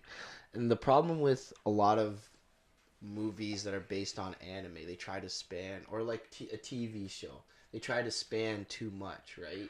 Which is why you avoid Zalem, man. Yeah. It's one less villain into it. When you have, there's 4 villains in this movie. Yeah. 4 key villains that are different aspects to them, right? You've got obviously Nova being the key villain, but you've also got The guy Mashallah Ali's character. Vector. You've got Hugo in a way. You've got what's his face? The bounty hunter Zappin. dude. You've got Grawinska. You've got I so thought his many. name was Brushka or something, whatever. No, his it's name is. Gruwishka. Grushka, yeah. So you've got like four real villains, and I've argued that Hugo can be considered a villain as well. Yeah. So you got to make it long, right? The more story you have, the more side plots you have, the more you have to do. The longer your movie has to be. Yeah, I feel like the best part of the move is her. Like, they should have just showed her getting her new, get her new body, defeat Grushka, and then have defeat Grushka and Vector at the end, and then at the end Nova's like, oh, you think you've won, but you just something like that. Just I like, wouldn't even have Nova in the really? movie. I wouldn't have Not even one little blue eye. You have to have him Nope. at least once. Nope. I think not you even a little would. bit. I would not have even had the Berserker armor in this movie. Really? Nope. I wouldn't have even brought up Mars at all. Not even a little bit. And I'll talk about some of the reasons why, but it's more story that I don't need. Fair enough. To me, the Mars Berserker armor or body, whatever you want to call it, that goes with the Sky City. That goes with Zalem. I should know nothing about Zalem other than it's the big city and that people want to go there. That's all I should know about it. Fair enough. Because the more you give me about Mars, the more I need to know. I left that movie with more questions than answers. And I believe you will find the same thing. And as we go through this deep dive, I think we're both gonna agree with this. Okay. Let's get into it. So what are your thoughts on the intro? The intro. So I like the intro. Pretty basic intro. You know, the doctor's searching through. How do you see something? He's like, oh, what is this? Right? Builds up, gives it his old daughter's body. But I thought it was going to be years in advance. But this movie just starts it's all in real time. Right? Like when he first saved her, I'm like, okay, it's going to show her this, and then it's going to show them be together for years. But I'm like, okay, wait, nope. It's right from the real time, from the moment she wakes up. Which again is why you don't bring up Zalem in this movie, because it allows you to do it over time. And you know, it just would make a better movie out of it. I love the intro. Like, I was hooked in this movie from the very first moment of it, right? 300 years in the future, the fall, we meet Dr. Dyson Ito, sorry, and he's searching the scrapyard. He discovers the cyborg. He fixes her. He gives her the body that we find out he designed for his own daughter. Mm-hmm. You know, we get this idea when she wakes, that she has no recollection. She has this amnesia, doesn't remember anything. So she's like, I don't even have a name. And Ito's like, or Dr. Dyson is like, well, what about Alita? She's like, oh, can I have that name? I love it. And, we see this Dr. Dyson is really, trying to make Alita his daughter, right? Like that's the view that we get right away. Like he's protecting her. You know, when she wakes, she shows her the city. It lets the audience to know what's going on too, which I think is really good. Teaches her about the world as well. And that we're learning, as she's learning about the world, we're learning about the world. Yeah. It's such a good origin. It doesn't rush anything. It's calm. But the problem is now you've now wasted 15 minutes of your movie doing this. Yeah. And now you have to introduce your 4 villains. The first, isn't it 5? I would consider Sharon a villain. Jennifer Connelly's character. Fine, I just put him. We can put him with Vector though. Like I don't. Yeah, it's more with the Vector side. But either way, all these villains you have to introduce, and then but right away we're also shown her good nature. Yeah. So there's this little dog that is in the middle of the street, and she goes to save him. Yeah. Over the thing, and you can tell she has reflexes from her past. You already see the instincts, right? Yeah. The droid that was coming at them. She gets into like a stance already, and you're like, oh, okay, so this girl she has muscle reflex, so she must have been like some sort of fighter. So we meet Hugo right after this, or right when this is going on. And what are your thoughts on Hugo? I've already kind of told you where I'm going with Hugo. this. I'm gonna do a lot of bashing of Hugo, but honestly, Hugo, for you hated Hugo. Me, I did not care for him though.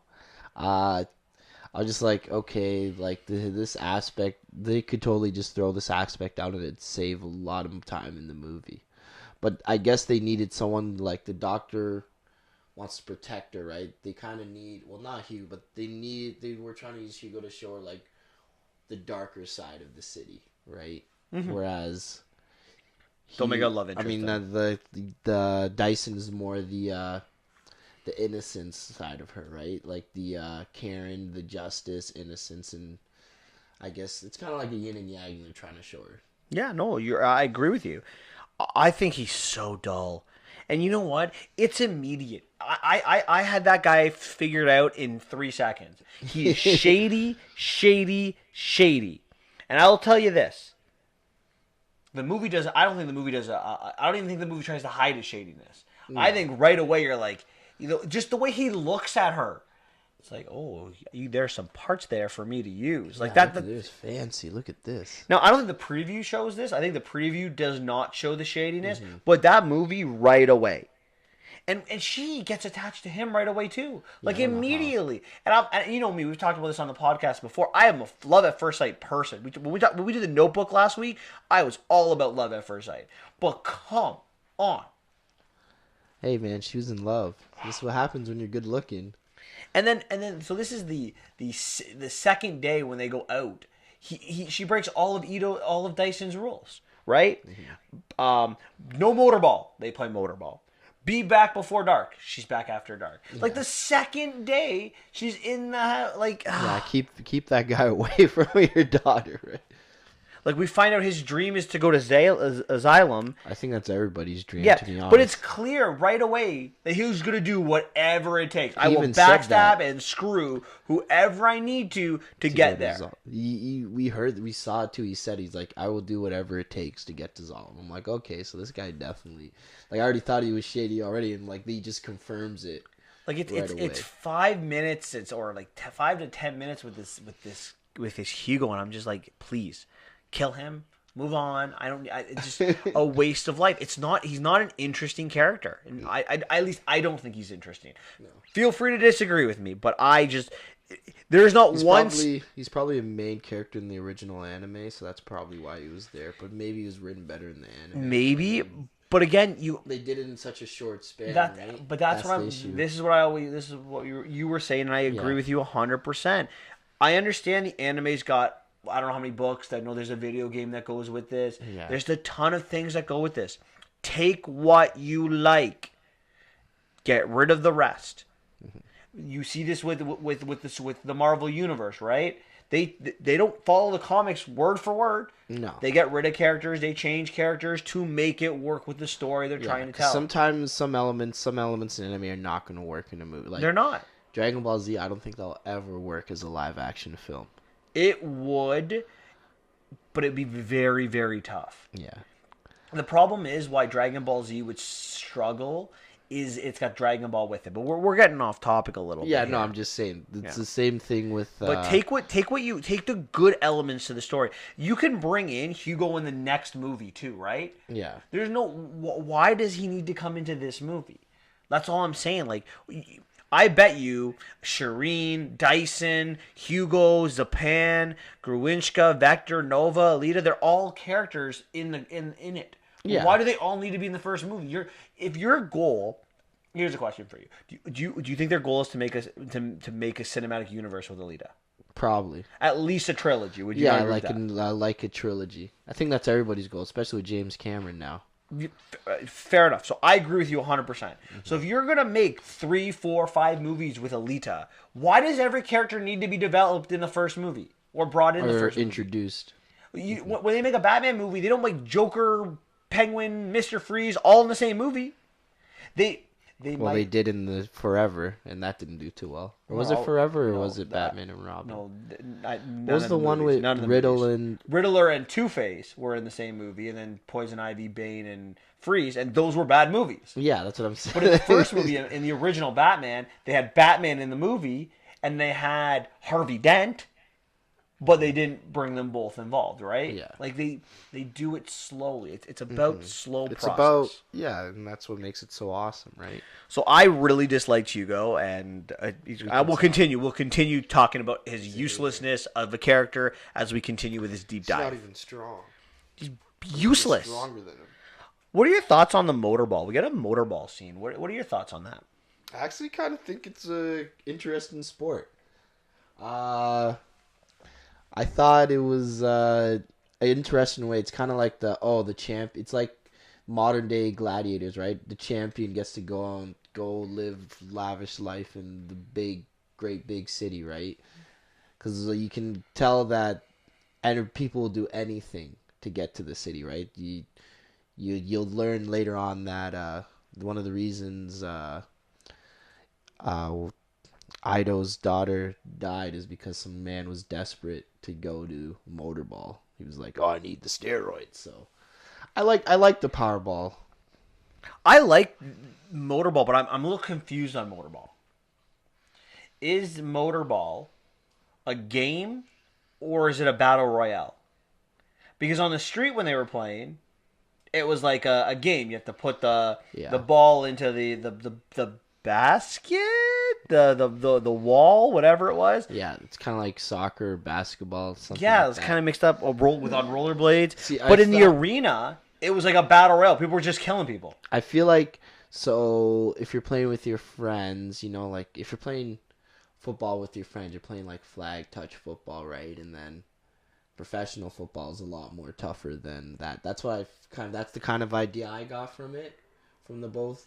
That like professional is like, okay, people are gonna die here, and then if you're just playing pickup ball with your friends, it's not as serious, right? You're not gonna like, hey, let me play Powerball, and then you're just gonna be like, is it Powerball or motorball? Motorball, whatever. I forget what it's called. I was asking. You could be. I thought it was called motorball. It could be motorball. I forget, but like you like, let me play motorball, and then you just accidentally decapitate your friend, right? That's gonna be an awkward thing to say at the funeral. So It would have been better if they just called it two different sports. Like they were like it would be so much better. Or like I don't know. I get what you're saying. You're probably right.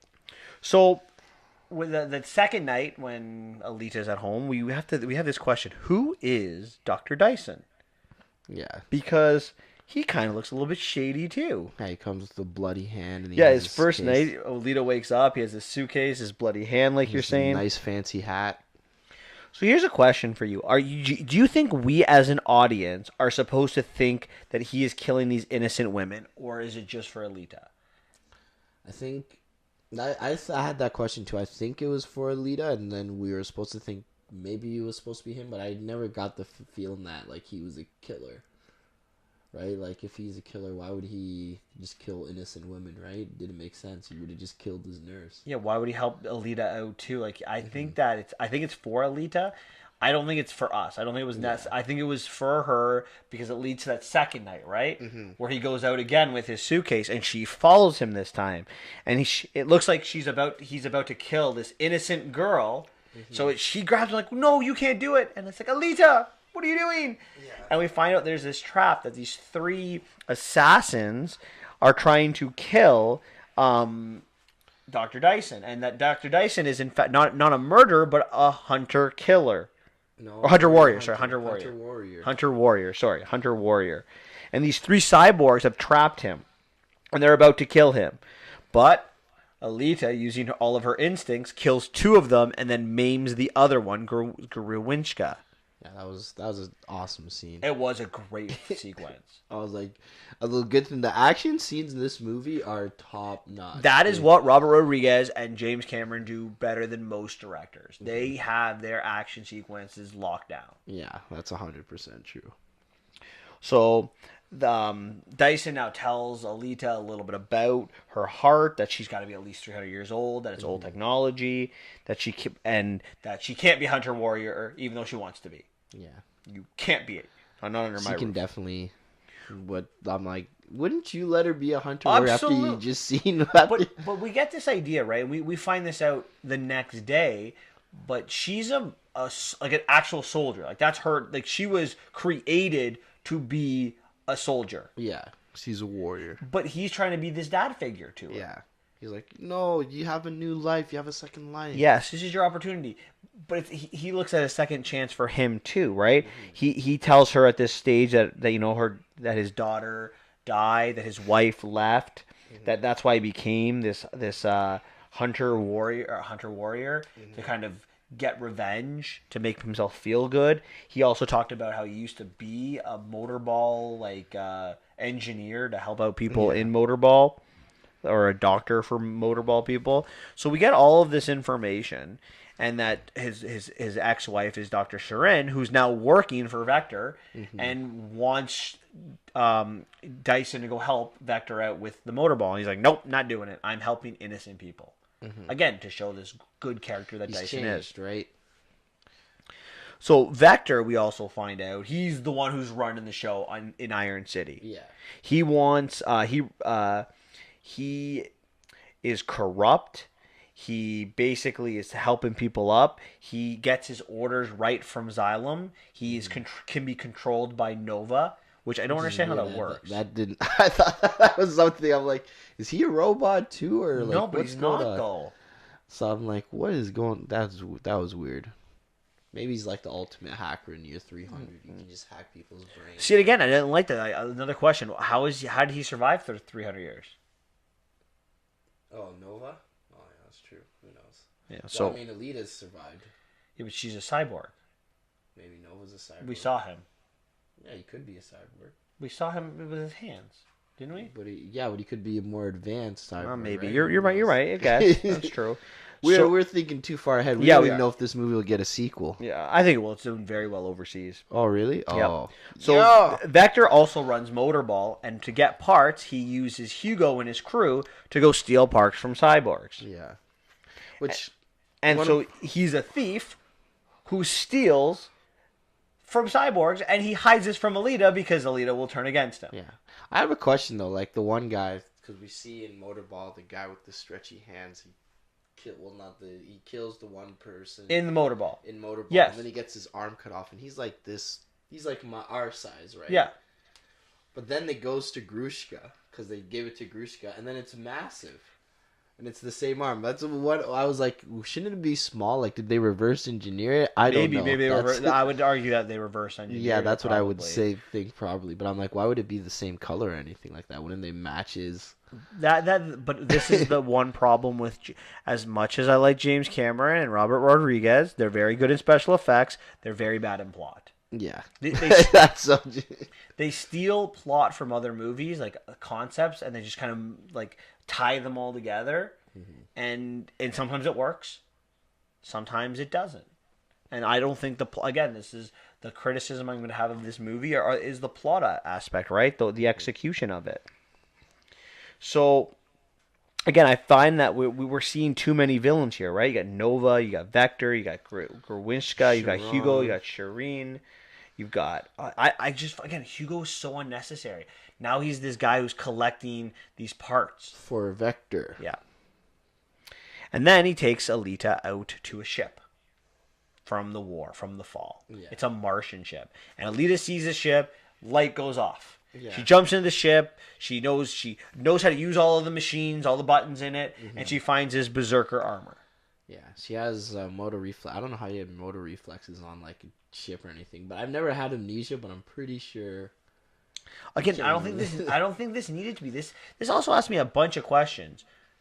If she is from Mars, isn't she the villain? Like, isn't she the enemy? Because we're the Martians. Well, at this point, we think they're the enemy. But here's the thing: at the end of the day, right? So is Earth the villain? We don't know who the villain is. We gotta wait for the sequel. You're taking too far ahead. But this is the problem, right? This is why it doesn't work for me.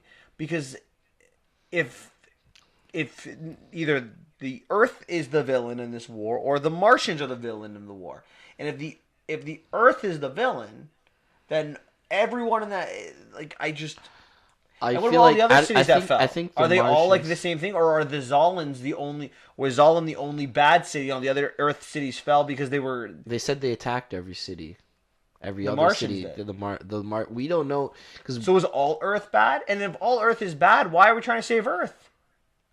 I feel like the cities were bad. I think it's like something I don't know. Like I have no idea. The thing, But this is to me, this is a very important aspect of the movie. You don't think it's important?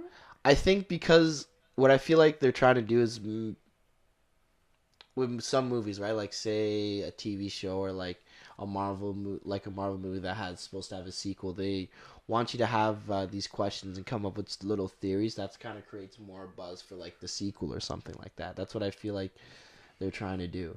Okay, so what happened to Mars? We don't know yet. But It might be explained in the sequel. Oh right? my That's god! Too many. Okay, 1 or 2 questions. I agree with you. 10 to 20 questions. Not that. That's too many. See, that's That's why. poor. See, that's the problem with that movie, right? When you base a movie on like an anime, with a TV show, it's okay because you're gonna see, you might get explained. There'll be next like episode. 80 episodes in a season in Yeah. an anime show. Well, it's more 25 in a season, but I don't know, Dragon Ball Z and like some of that in that Frieza saga, there had to be at least 80. the Frieza, there's sagas and then there's seasons that it's kind of weird how it's spaced out with. Fine, like, whatever. animes, It could right? be an 80 episode saga then of it. Whatever. To the point, you get what I'm saying. But yeah, so that was the issue, right? They don't fully. It's nothing really is fully explained. They just wait for it the sequel, so they're banking a lot of. How do I say this? They're banking a lot of this to be well received, so that way they can explain that stuff in the sequel. Well, you hope so, but again, I worry about a sequel now because now they have to be consistent to this story, right? They have to be. Well, if they're still following the story, I trust it, right? I haven't read or it kind of makes me want to look into the Alita anime to see to get more of an explanation and see what was followed, what was different, and stuff like that. All right. So she goes to take this this body armor, this berserker armor, to Dyson to change her, and Dyson's like, "I'm not doing it. I refuse to do it. You're not a warrior. You don't have to be a warrior." And she runs away and she says, "You know what? Screw you, Dyson.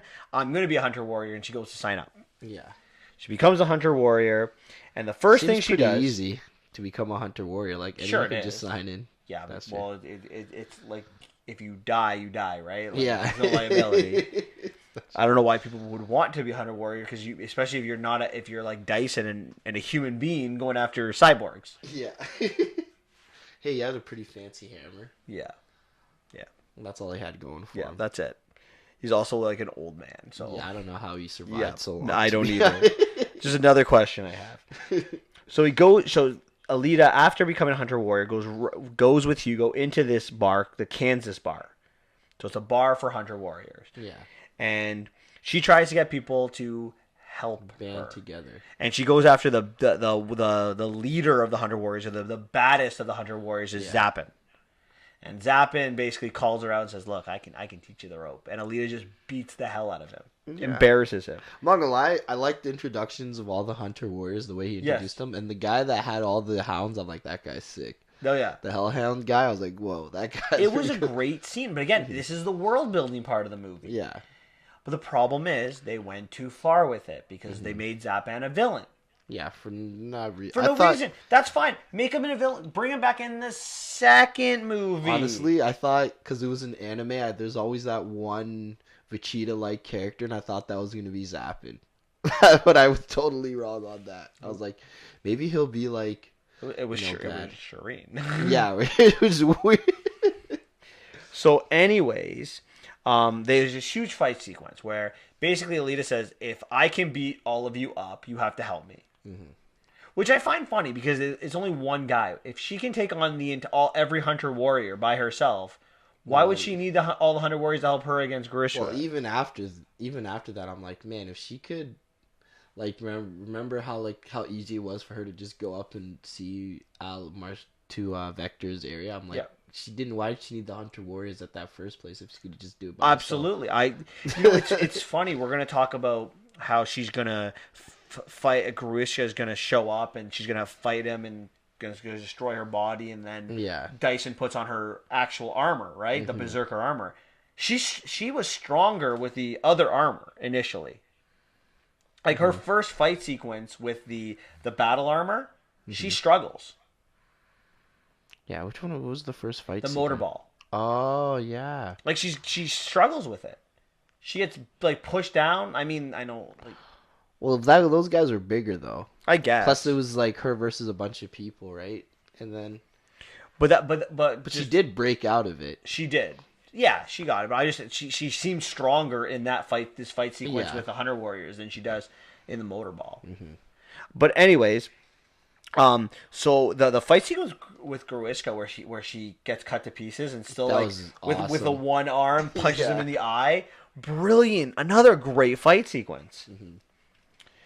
So, Alita, after she gets this new armor, the first thing she does is goes to see Hugo. Yeah. And you know what she does? Here, you can have my heart. That was creepy. You can get my heart can power. My heart can power. Zalem for 3 years. You can get millions of credits for it. You'll definitely get into Zalem. So she pretty much would kill herself for her. Yeah. For Hugo. Again, why do I hate Hugo? Stupid. So Hugo's like, he gets upset. He's like, you can't do that. You can't trust people. It's ironic because she can't trust. Of course she can't trust you. And then, instead of taking the heart, she's like, you know what you could do for me? What Vector wants you to do? Become a motorball expert, and you can get us both into Zalem. I'll be your coach. Didn't she say you have to be my coach? Yeah, but whatever. You get the idea. So, it's just, Yeah. So then we get to the scene with the motorball where she struggles, and Hugo at the same time is like, I'll meet you, but he goes to try and stop his friends. The reason why she struggles at this motorball is because Vector, who set this all up, he brings all these assassins in and these Hunter Warriors and says, I will give 500,000 credits to the person who kills Alita. Mm-hmm. And then it's Dyson who noticed, like, oh my god, what's going on? Yeah, it's a Hunter Warriors. And assassins, they have like rewards out for them. So he calls Alita on, I don't know how, but calls her and was like, in the helmet. But when the helmet's gone, she can still talk to them. Well, yeah. So I don't know. I guess he is a cyborg. So he probably has a built-in cell phone communicator thingy. So there's this warning, and then we have this scene where she fights along the course, in the arena, and kills all of them. Except for 3. The 3 of them, but she kills them on the way. Yeah. So while she's in this routine, Zapan is coming out to try to kill Hugo. Which, how does Zapan know to do this? Like that Hugo steals... No. That Alita will care about Hugo. Like, we know that. Because they saw him come in together. Yeah, so? In the bar. Like you're gonna. He's like, leave her alone. You know, he's holding hands, stuff like that. Yeah, I guess maybe. Plus, he did see him when we first introduced to his character. Before that, he's like hunting. He saw her together, so he's probably seen. It seems like they're in the same area together a lot. Oh, whoops, they're in the area together a lot, right? So Zapan can't kill Hugo for no reason because he's a hunter warrior and he has a code. So he basically is in a shady character that he is. Kills the cyborg that they were jacking. Yeah, cuts his head off. That sword is awesome. It's wicked. Oh, it is. It's cuts everybody real clean. So, and then basically now Hugo is a criminal.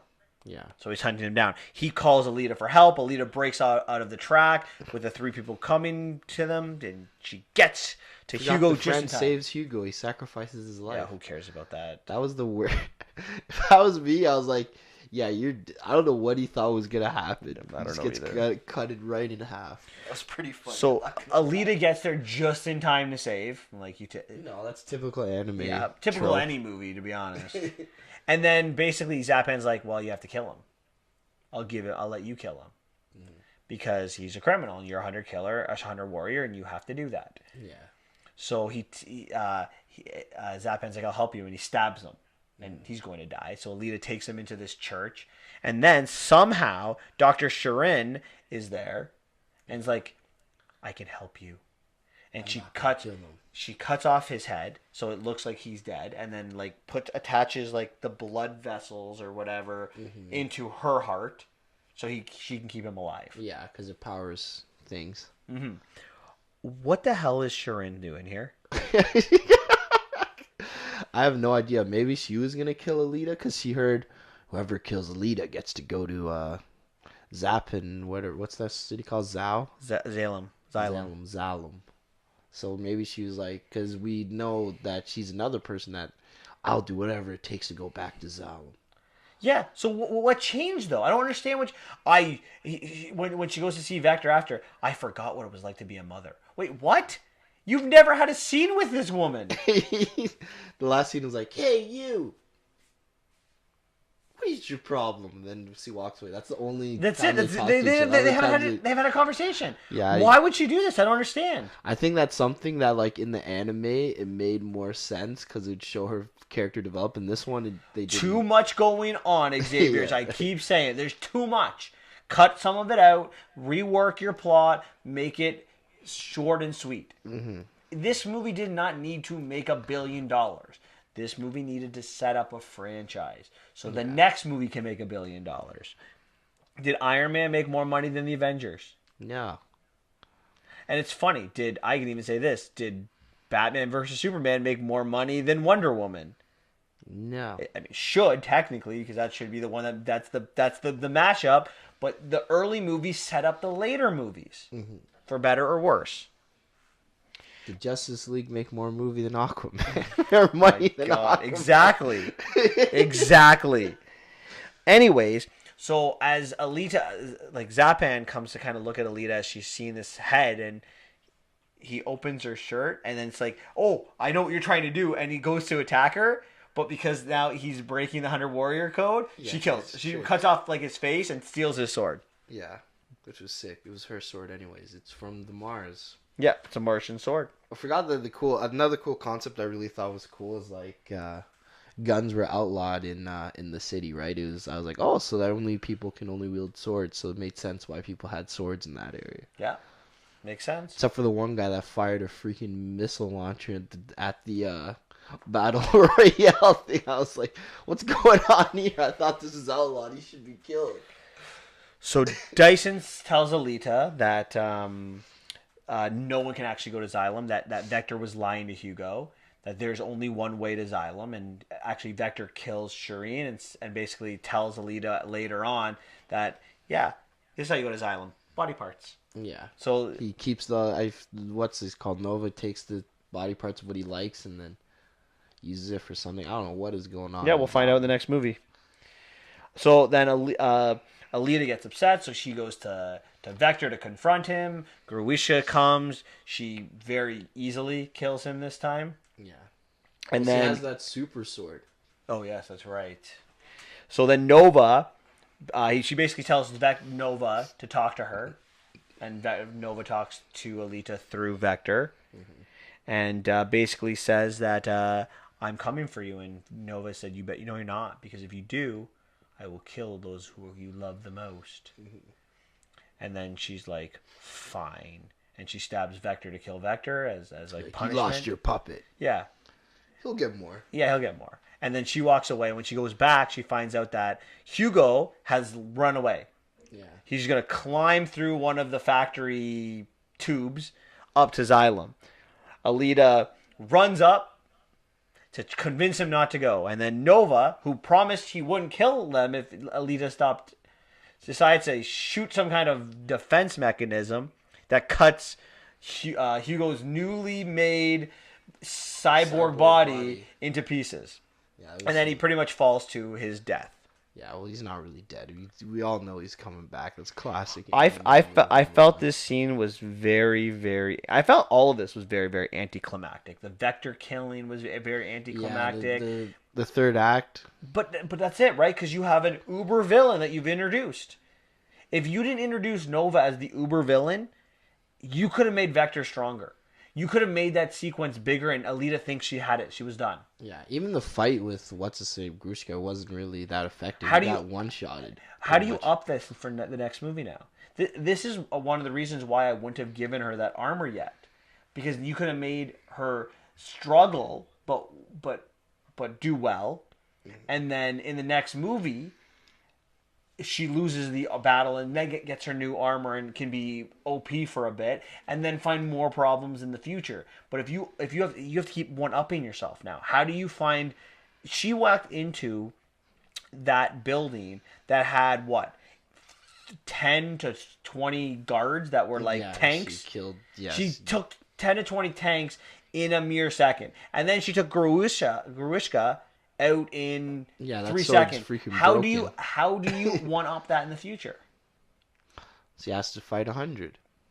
That's my point. You see what I'm saying though? She has to fight Goku. Goku just appears in the universe. So the movie kind of ends with now Alita becoming a motorball star in order to become a champion, so she could go up to Xylem. Yeah, and the that's the final only scene way is to her go. being introduced in the arena, holding her sword up. That's in the preview too. That's hilarious. And then Nova looking down. I don't know. Alita's coming for you, baby. But I thought again, I thought the that the ending wasn't genuine. No, it Not genuine. Yeah, I really noticed. I was like around the third act, very anticlimactic, like you said. Just I don't know. I didn't know you hated Hugo so much. I didn't. Oh my care god, I for him. can't stand him. Hugo. But yeah, they tried to do too much and span over way too much, and that's the problem with these kind of movies, right? If you gave me the opportunity to fix this film, I would have done a couple of things. I would have ignored Xylem. I would have gotten rid of Hugo. I would have ignored the Mars aspect. I would have focused on Iron City, and I would have fixed the ending. You could have had her journey as a motorball star if you wanted to be that aspect. You could have the idea that Vector doesn't like her and kind of orders a couple people to kill her. Mm-hmm. There's so many things you could have done. Okay. So you would have had her like a motorball star and a hunter warrior at the side, right? I would have had have in that final battle sequence against Gruishka, because she wouldn't have had her armor, her sword, have her maybe lose an arm or lose a leg in the battle, and then or even all of it. Who knows? Like what happened in this movie. She only has one arm and one leg, and Vector now comes in with this thing to kill her, and she does that one move and Punches in the face. Do that to Vector, and some kind of last ask thing, and then Dyson designs a new set of armor for her, and that's how the movie kind of ends, with her coming out in the kind of a little bit of different The armor. Mars armor? Or Not the just Mars a new- armor, just a new armor that Dyson designed for her. Well, then wouldn't it get stale when the new Mars armor gets introduced? Well, the armor is good. The Mars armor would be OP armor, right? Yeah. That would give her like. See, that's what I felt. That was my thing, right? Because if they keep giving her, we'll just keep giving her new armor, right? If they were gonna do the franchise, that's why I thought the Mars armor would have been good, but who knows, right? Do you want to see a sequel to this movie? I kind of do. If we don't get one, I think we got ripped off as fans. Yeah, there's like, way too much. That if we don't get a sequel, then then the score is a lot lower than what I think it's gonna be. Okay. My score is based on that we're gonna get a sequel. Okay, I can't judge on that aspect because a sequel could raise it or lower it, right? That too. Like there are some movies that are continuations that the sequel was brutal and I think I'll explain some things more. I think I'll explain better. So do you have anything else you want to talk about with this movie? No, I think you covered everything pretty much. So what's your ranking out of 10? I'd give this about a 6 out of 10. Really? Mm-hmm. I'm surprised by that. Really? What do you thought I was gonna give it? I thought you were gonna go 7. 7? No. Well, I'm giving it a 6.5 out of 10. Oh, well, you're higher. That's why I'm surprised. I thought we've talked about this a bit. I felt like you were going to go higher on me on this one. No, I liked it, but like I said, the problem with these anime movies is they try to cover way too much. Yep. And they end up having, like you said, there's more questions. Movie, I did feel like the movie got a little long. I'm like, this movie's not done yet. The third act really hurts the movie. It really does. I will say this about the movie: why it went so high. And I didn't give it a B. I stick in the C rating. But the reason I went 6.5 is the world building is fantastic and the action sequences are fantastic. Yeah. And there is groundwork there for it to be better. Be good. Yeah. And I will say this: if I had to go watch that movie again, I'd be okay with it. If someone said, "Hey, Michael, come see that movie with me," I'm like, okay. Yeah, it's not. Because it's enjoyable. It is a little bit long. Hugo makes me want to just walk out of the theater all the time. But oh my god, it wasn't bad. Like, it was enjoyable. I enjoyed the movie. Yeah, it should have been better, and that's why I get upset because it could have been better if they made some better choices. It was better than I thought it was gonna be, which I thought this was gonna be a hard 3, but This got to 6, so it doubled the score and it piqued my interest. So I thought it would be unwatchable. It was actually not bad. Mm-hmm. I'll give credit to them. Yeah, I wouldn't mind a sequel at all. Like you asked me, right? I would kind of want a sequel, to be honest. All right, well that's it for the new movies. So we're gonna talk a little bit about the Oscars. The Oscars this week. You're not a big Oscar guy, I know that. No. And I'm not a big awards person in general. I used to be really big into the Oscars, and I'm not anymore. And you know, I was having this conversation at the gym with my buddy, and he's like, he was reading this article that the Oscars are out of touch, and he asked me if I agree. I'm like, 100% I agreed. He's like, you should talk about that on your podcast, and I'm like, okay, that'd be something good to talk about. So I ask you, do you think the Oscars are out of touch? I think every award show is pretty much out of touch, to be honest. Well, actually, not every. Golden Globes are pretty. Golden Globes are just as out of touch as the Oscars. But I want to focus on the Oscars here. So I did some work, and I'm going to focus on this century. So the year 2000 to the year 2018. Okay, we're almost about 20 years of movies, and I want to preface what I'm going to say by saying money is not the most important thing. But to me, money is a factor, okay?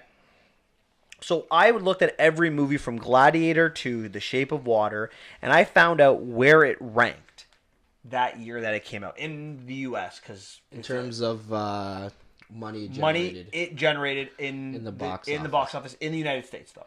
Okay. And the Oscars are an American award, so that's what they should be focused on anyway.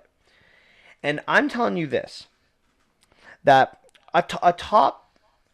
Not every year a top 10 to 15 movie does not need to win the best picture. I looked at some of them, they're just bad years for movies. Mm-hmm. But from the years 2000 to 2017, only 3 movies that finished in the top 10 won an Academy Award for Best Picture. Wow. We'll go over that in a minute. Mm-hmm. If you go to the top 15 of that year, so finish from 1 to 15, Only 4. And 0 times since 2007. To me, that's when the Oscars really, really lost touch. 2007. In 2007. And we'll talk a little bit about the year this. Dark Knight came out. No, Dark Knight's the next year. 2008? Oh yeah, and same years. So I do want to say this. Like my brother and I fundamentally disagree. I think movies are made for people. He thinks a movie doesn't need to be made for people. Like you just can go out and watch a movie. But if people aren't watching the movie, they're not going to make a movie. If every one of you, if everybody stopped watching movies, do you think that they would still make movies? Probably not. They wouldn't. They make a movie to make money. So to me, that has to be a factor. And I want to look at some of the major snubs of the Oscars. And I'm going to start with one that isn't even that bad. In 2010, The King's Speech won the Best Picture. It made the 18th most money. That's actually pretty good. That's up there for this century. Mm-hmm. But that's the year Inception came out. And I want to talk a little bit about Inception. Inception is probably the most original film made in the last 20 years. Yeah, I would say. But it made money. And the Oscars don't like that anymore. In 2007, when No Country for Old Men won Best Picture, it was 36th. And the movie that probably should have won that year is American Gangster, which wasn't even nominated. And I remember reading articles by the people that voted for the Academy, and they said, you know what? I can't vote for American Gangster. You want to know why? Why? It's too popular. How the hell can you be in touch with people if you're ignoring movies because they are popular? Well, you want to look at this? So in 2007, the 36th movie, No Country for Old Men won. The next year, Slumdog won 16th. That's not bad. But The Dark Knight came out that year. Probably a movie that reinvented superhero movies. Well, not reinvented. It was probably the best It was definitely the best superhero movie of the time. The year after, the 116th movie, The Hurt Locker won. 116 movies. Let me tell you something. The Jonas Brothers 3D concert made more money than The Hurt Locker. Yet The Hurt Locker, this is the David and Goliath one, right? The Hurt Locker beat Avatar. And fine, you don't want to give it to Avatar? Freaking Sherlock Holmes came out that year. That was fantastic. Hangover, Up. Those are all movies that are... Oh, yeah, all those movies. Yeah, Up was really good. I think in a second here. In 2011, the 71st movie won. That was The Artist. In 2012, the number 22 movie won in Argo. The Artist was the worst win. No, The Hurt Locker is the worst. Actually, Moonlight's the worst one, but we'll get there. In 2013, the number 62 movie in 12 Years a Slave. In 2014, the number 78 movie in Birdman. In 2015, the number 62 movie in Spotlight. In 2016, the number 92 movie in Moonlight. And then in last year, the number 46 movie in The Shape of Water. So that means, with the exception of Argo and The King's Speech and Slumdog Millionaire, the highest ranked movie to win an Oscar is 46. In terms of money making, wow. That's crazy. Crazy. I think the problem is sometimes the Academy tries too hard to look at if it's a little bit something and a little bit out there. But that's what they kind of go for. I find, right? I'm like, oh, you can tell which ones be like, okay, they're making this this is an Oscar bait movie, because it's like, oh, this is a weird concept and it's a new way of filming. Like, it's more artsy. I feel like the Oscars is more for like super artsy type of movies. Like, I know you hate to talk about, but The Artist was like had no business. Oh, The Artist is not a good movie. It's not a good movie. No business. I did not like The Artist. An Academy Award. I look back at all of them, and I'm going to assume Roma's going to win this year. And Roma didn't even make any money because it's a Netflix movie. I look through these movies, and I'll start with when the Oscars were still good. I loved Gladiator. Gladiator, woo! Which was the number 4 movie. That's one of them we talk about. Beautiful Mind. It's a good movie. Chicago, good movie. Return of the King. I didn't like it. I would have gone Pirates that year, but that's just me. No, Return of the King is great. $1 Million Baby. Ugh. It was okay. But The Crash. I didn't really like Crash. Departed. Loved The Departed. An okay Departed movie. is I didn't love not it. okay. But it should have won that It's year. one of the It best. should have won that It's year. amazing. I'll be the first to tell you that should have won that year. But then after that, didn't like No Country for Old Men. Think it's horrible. that. You Don't hate like the Hurt movie. Locker. It's horrible. I like Slumdog, but like I said, I would have gone with Dark Knight that year. But Slumdog is not a horrible one. King's Speech. It's a good movie, but not a Best Picture winner. Not when you have Inception that came out. I didn't like The Artist. Argo was just okay, but that's the year Lincoln came out. Yeah. Lincoln finished 13th in money. That's a movie. It's a slow 2 hour and 20-minute movie that made money that kids were seeing. Yeah, and obviously the Avengers came out that year, which probably is another one that probably could get a lick. I don't think a superhero movie is ever gonna get. Well, it should. More time. What should win? You Yeah. out of touch, Well, right? that's the question is, are they out of touch? I'm not saying that a superhero movie needs to win every year.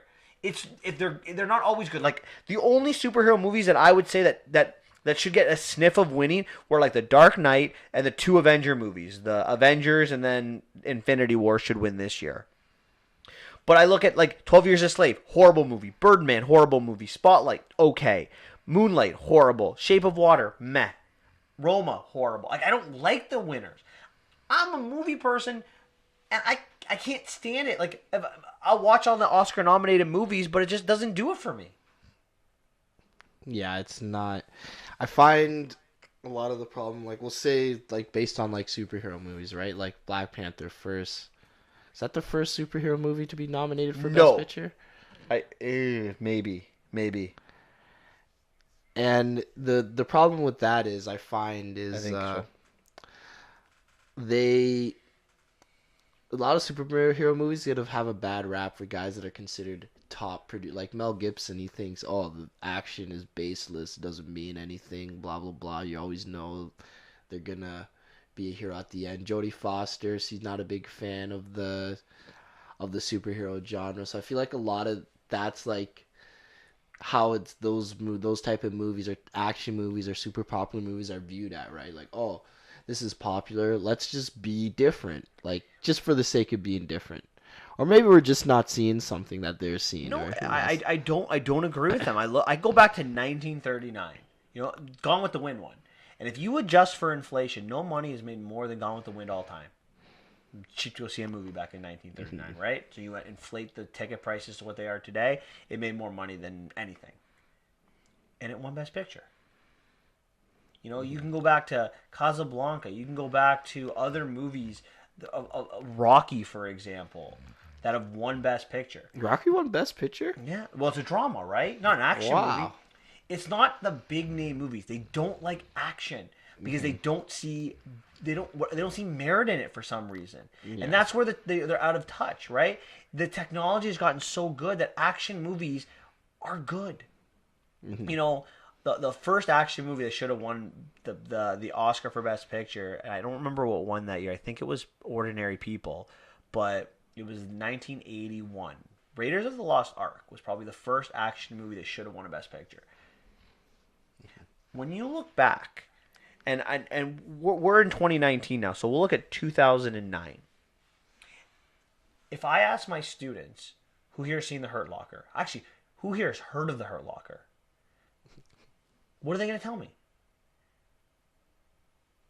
Yeah, sir, I've heard. No, I haven't heard of it. Yeah. What's The Hurt Locker? Now, I'll ask you this question. A movie that didn't win Best Picture. If I ask my students if they've seen Back to the Future, Titanic, that won Best Picture, they'll probably say yes. Gladiator, when they got it right. I really like A Beautiful Mind, and I can't argue with it winning, but I'd probably go with The Fellowship of the Ring. Yeah, that would be more well-known. And, I mean, it wasn't just well-known now. It was well-known back then. Like, that was a big-name movie. Now, in hindsight, it started like a franchise of 3 of those movies and then 3 Hobbit movies. 3 Hobbit movies. And I don't think Return of the King should have won its Oscar. I think Pirates of the Caribbean should have won it because that is another movie that's just fantastic in its storytelling. I just think that, the Academy needs to go back to its roots. And popularity needs to be a factor, not the factor. When I was going through this, I'll use The Departed as my example. I don't really like The Departed. It finished 15th this year. It should have won Best Picture at 15. The 14 movies above it were garbage. Like we said, Transformers finishes first sometimes. They're not good movies. It doesn't have to be the top 10. You don't have to be like, all right, what are the top 10 movies so we can pick what the winner we want it to be. It doesn't have to be like that.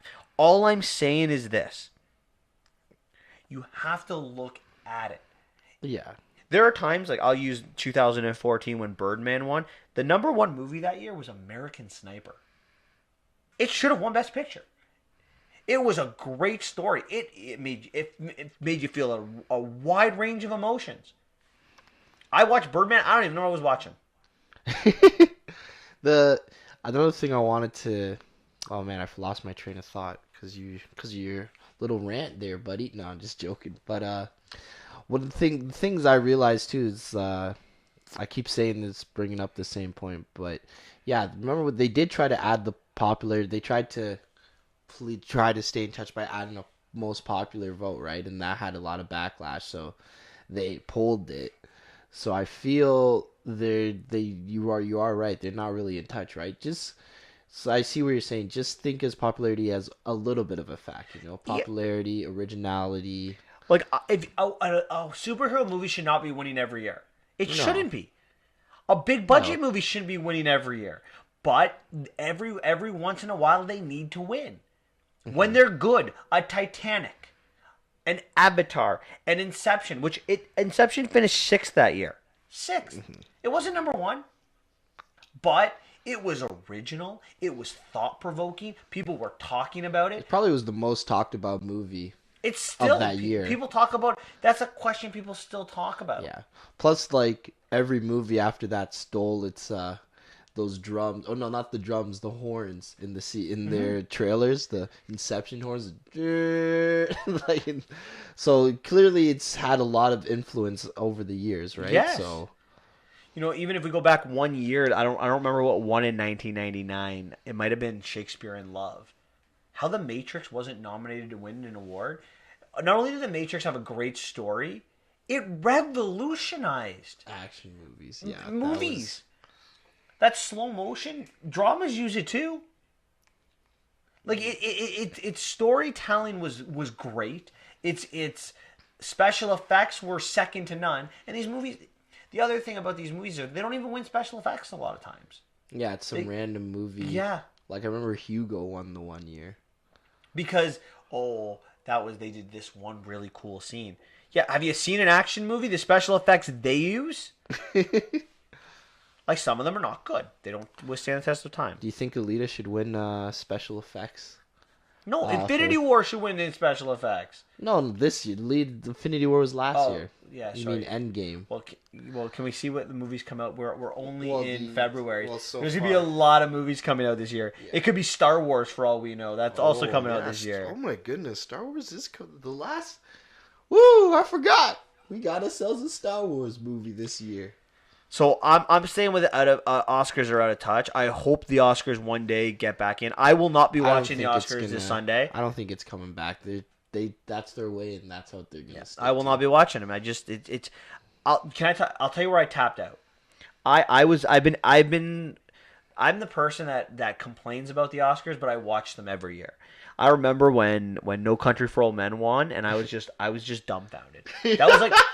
I would have been 22 years old in 2000. Actually, been 21 because I would have been turning 22, and that was like the first time like I was starting to really watch movies. That's when I watched the American. That was the year I spent watching like the 100 greatest movies of all time in America, the 400 movies from the AFI's top 400 list. Mm-hmm. I watched 400 movies that year, and I really got into old movies.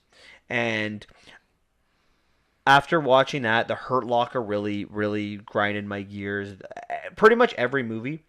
Moonlight winning that year, couldn't get over it. I couldn't get over it. Now, I personally would have given it to La La Land, but Hidden Figures would have been just as good of a winner that year. Those were both fantastic movies, and they were both nominated. It's not like they were both more popular. The La La Land was the 19th most money, and Hidden Figures was the 14th. They're not crazy. They weren't top 10, but they were both fantastic movies in that next tier. Moonlight that won 92nd, and I'll tell you this about Moonlight. A little revisionist history. It made most of its money. It made double its money after the Oscars. Just so we're clear. Wow. Because it was behind 100 when the Oscar nominations, because I never even heard of this movie, were announced. Yeah, I didn't know the movie wasn't like Moonlight. Where is that? And then it won. I tapped out of the Oscars. Well, that's why I never watched awards. I didn't watch them last year. For it. The only time I paid attention was because of my marketing class, and that's how I knew about the artist. And I was like, "What? The artist won over all these movies?" I will watch all the nominated movies because I like watching movies, but that's about it. I will not watch them. And now they don't even have a host. Ugh, so many problems. Yeah. All right, I've said everything. I've done my rant on the Oscars. Do you have anything else you want to say about them? No, I think you hit the nail on the head. Oh, that's good. These guys need to learn how to get in touch with people. Yes. Movies are for people. If people aren't watching them, they're probably not that good. and look, don't get me wrong. I will say one other thing. A little revisionist history too. Sometimes movies don't do good in theaters and they get found later on. I'll give you two really good examples. One movie you've never seen and one you probably have. It's a Wonderful Life did not do very well in theaters. It was beloved years later. And Shawshank Redemption. It was not a financial success in the theater, but now it's like a must-see movie. So, yes. And there's one you hate, Blade Runner. Yeah, absolutely. Did make money and people love it. It's a cult classic. But I would argue the other two are much bigger movies for like the masses. But so when I look back at 95, I think when Forrest Gump beat Shawshank, I'm not like, wow, you went Forrest Gump over Shawshank. What were you thinking? No, Shawshank was a no-name movie at the time. You can rewrite history all you want, but at the time it was not people weren't talking about it. And Forrest Gump has withstood the test of time. You made the right decision. In the 90s, you made the right decision a lot of times. Schindler's List, fantastic. Forrest Gump, I'm not the biggest fan, but it's a great movie. Titanic. You messed up in 91 when you went Dances with Wolves over Goodfellas. But wow. And you hate Goodfellas. I don't hate it. I just think it's overrated. I love Goodfellas. As long as I could remember, I always wanted to be a gangster. Whatever. I like Casino a lot better. Yeah. Whatever. Casino's good too. I feel like I'm saying like I don't like Scorsese. I just don't like. I'm not as big of a Goodfellas. If I'm ranking like mobster movies, like Goodfellas would probably be in the lower part of top 10 or my top 15. That's good. Like Godfather, Scarface would probably be my number one. Wow, Casino. Godfather. No, yeah, I love Tony Montana.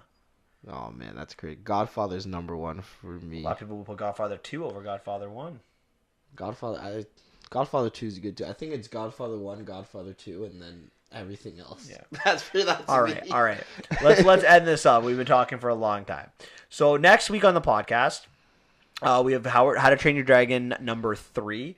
And maybe the Rebel Wilson movie, or if something else comes out, we'll take romantic? A look. Oh God! And then Xavier is going to, after being embarrassed last month. I'm going to embarrass this guy. Now, Xavier, you've already asked me. You said you want to know if I've seen a movie. I'm going to tell you this: you can ask me questions about movies I haven't seen if you can find one. But remember, they have to be quotes that are recognizable from. Yeah, that's what I'm gonna do. That's all I care. That's all. As long as the quote's fair, if you get me, I'll be the first to admit. I have dark movies. There are movies that I have not seen that I'm embarrassed for that I won't even let you know. Okay. Because I don't want to let you know, because then you will definitely ask me movies from that. I'll do ones you know. So that. But like I hadn't seen Seven up until like a month ago, or 2 months and a half ago now. Fair enough. So we got some trivia. Xavier's going to find 20 quotes and ask me, so be sure to tune into that because it's going to be great. And remember to like us on YouTube and iTunes and Spotify and subscribe on those sites. One called the one where you Insta that I'm never on. Instagram. Insta. No one calls it Instagram. It's all Insta. No one calls it Insta. They call it the gram. The gram, is that what they call it? See how out of touch you I'm are. so out of touch. I'm so out of touch. We call it Insta. Hey. I'm on the Insta and the Snapchat. Oh, Snapchat, is that what it is? No. All right, I'm done with this. All right, guys, you guys have a wonderful week, and we'll see you next week. Yeah, see you guys next week. Take care.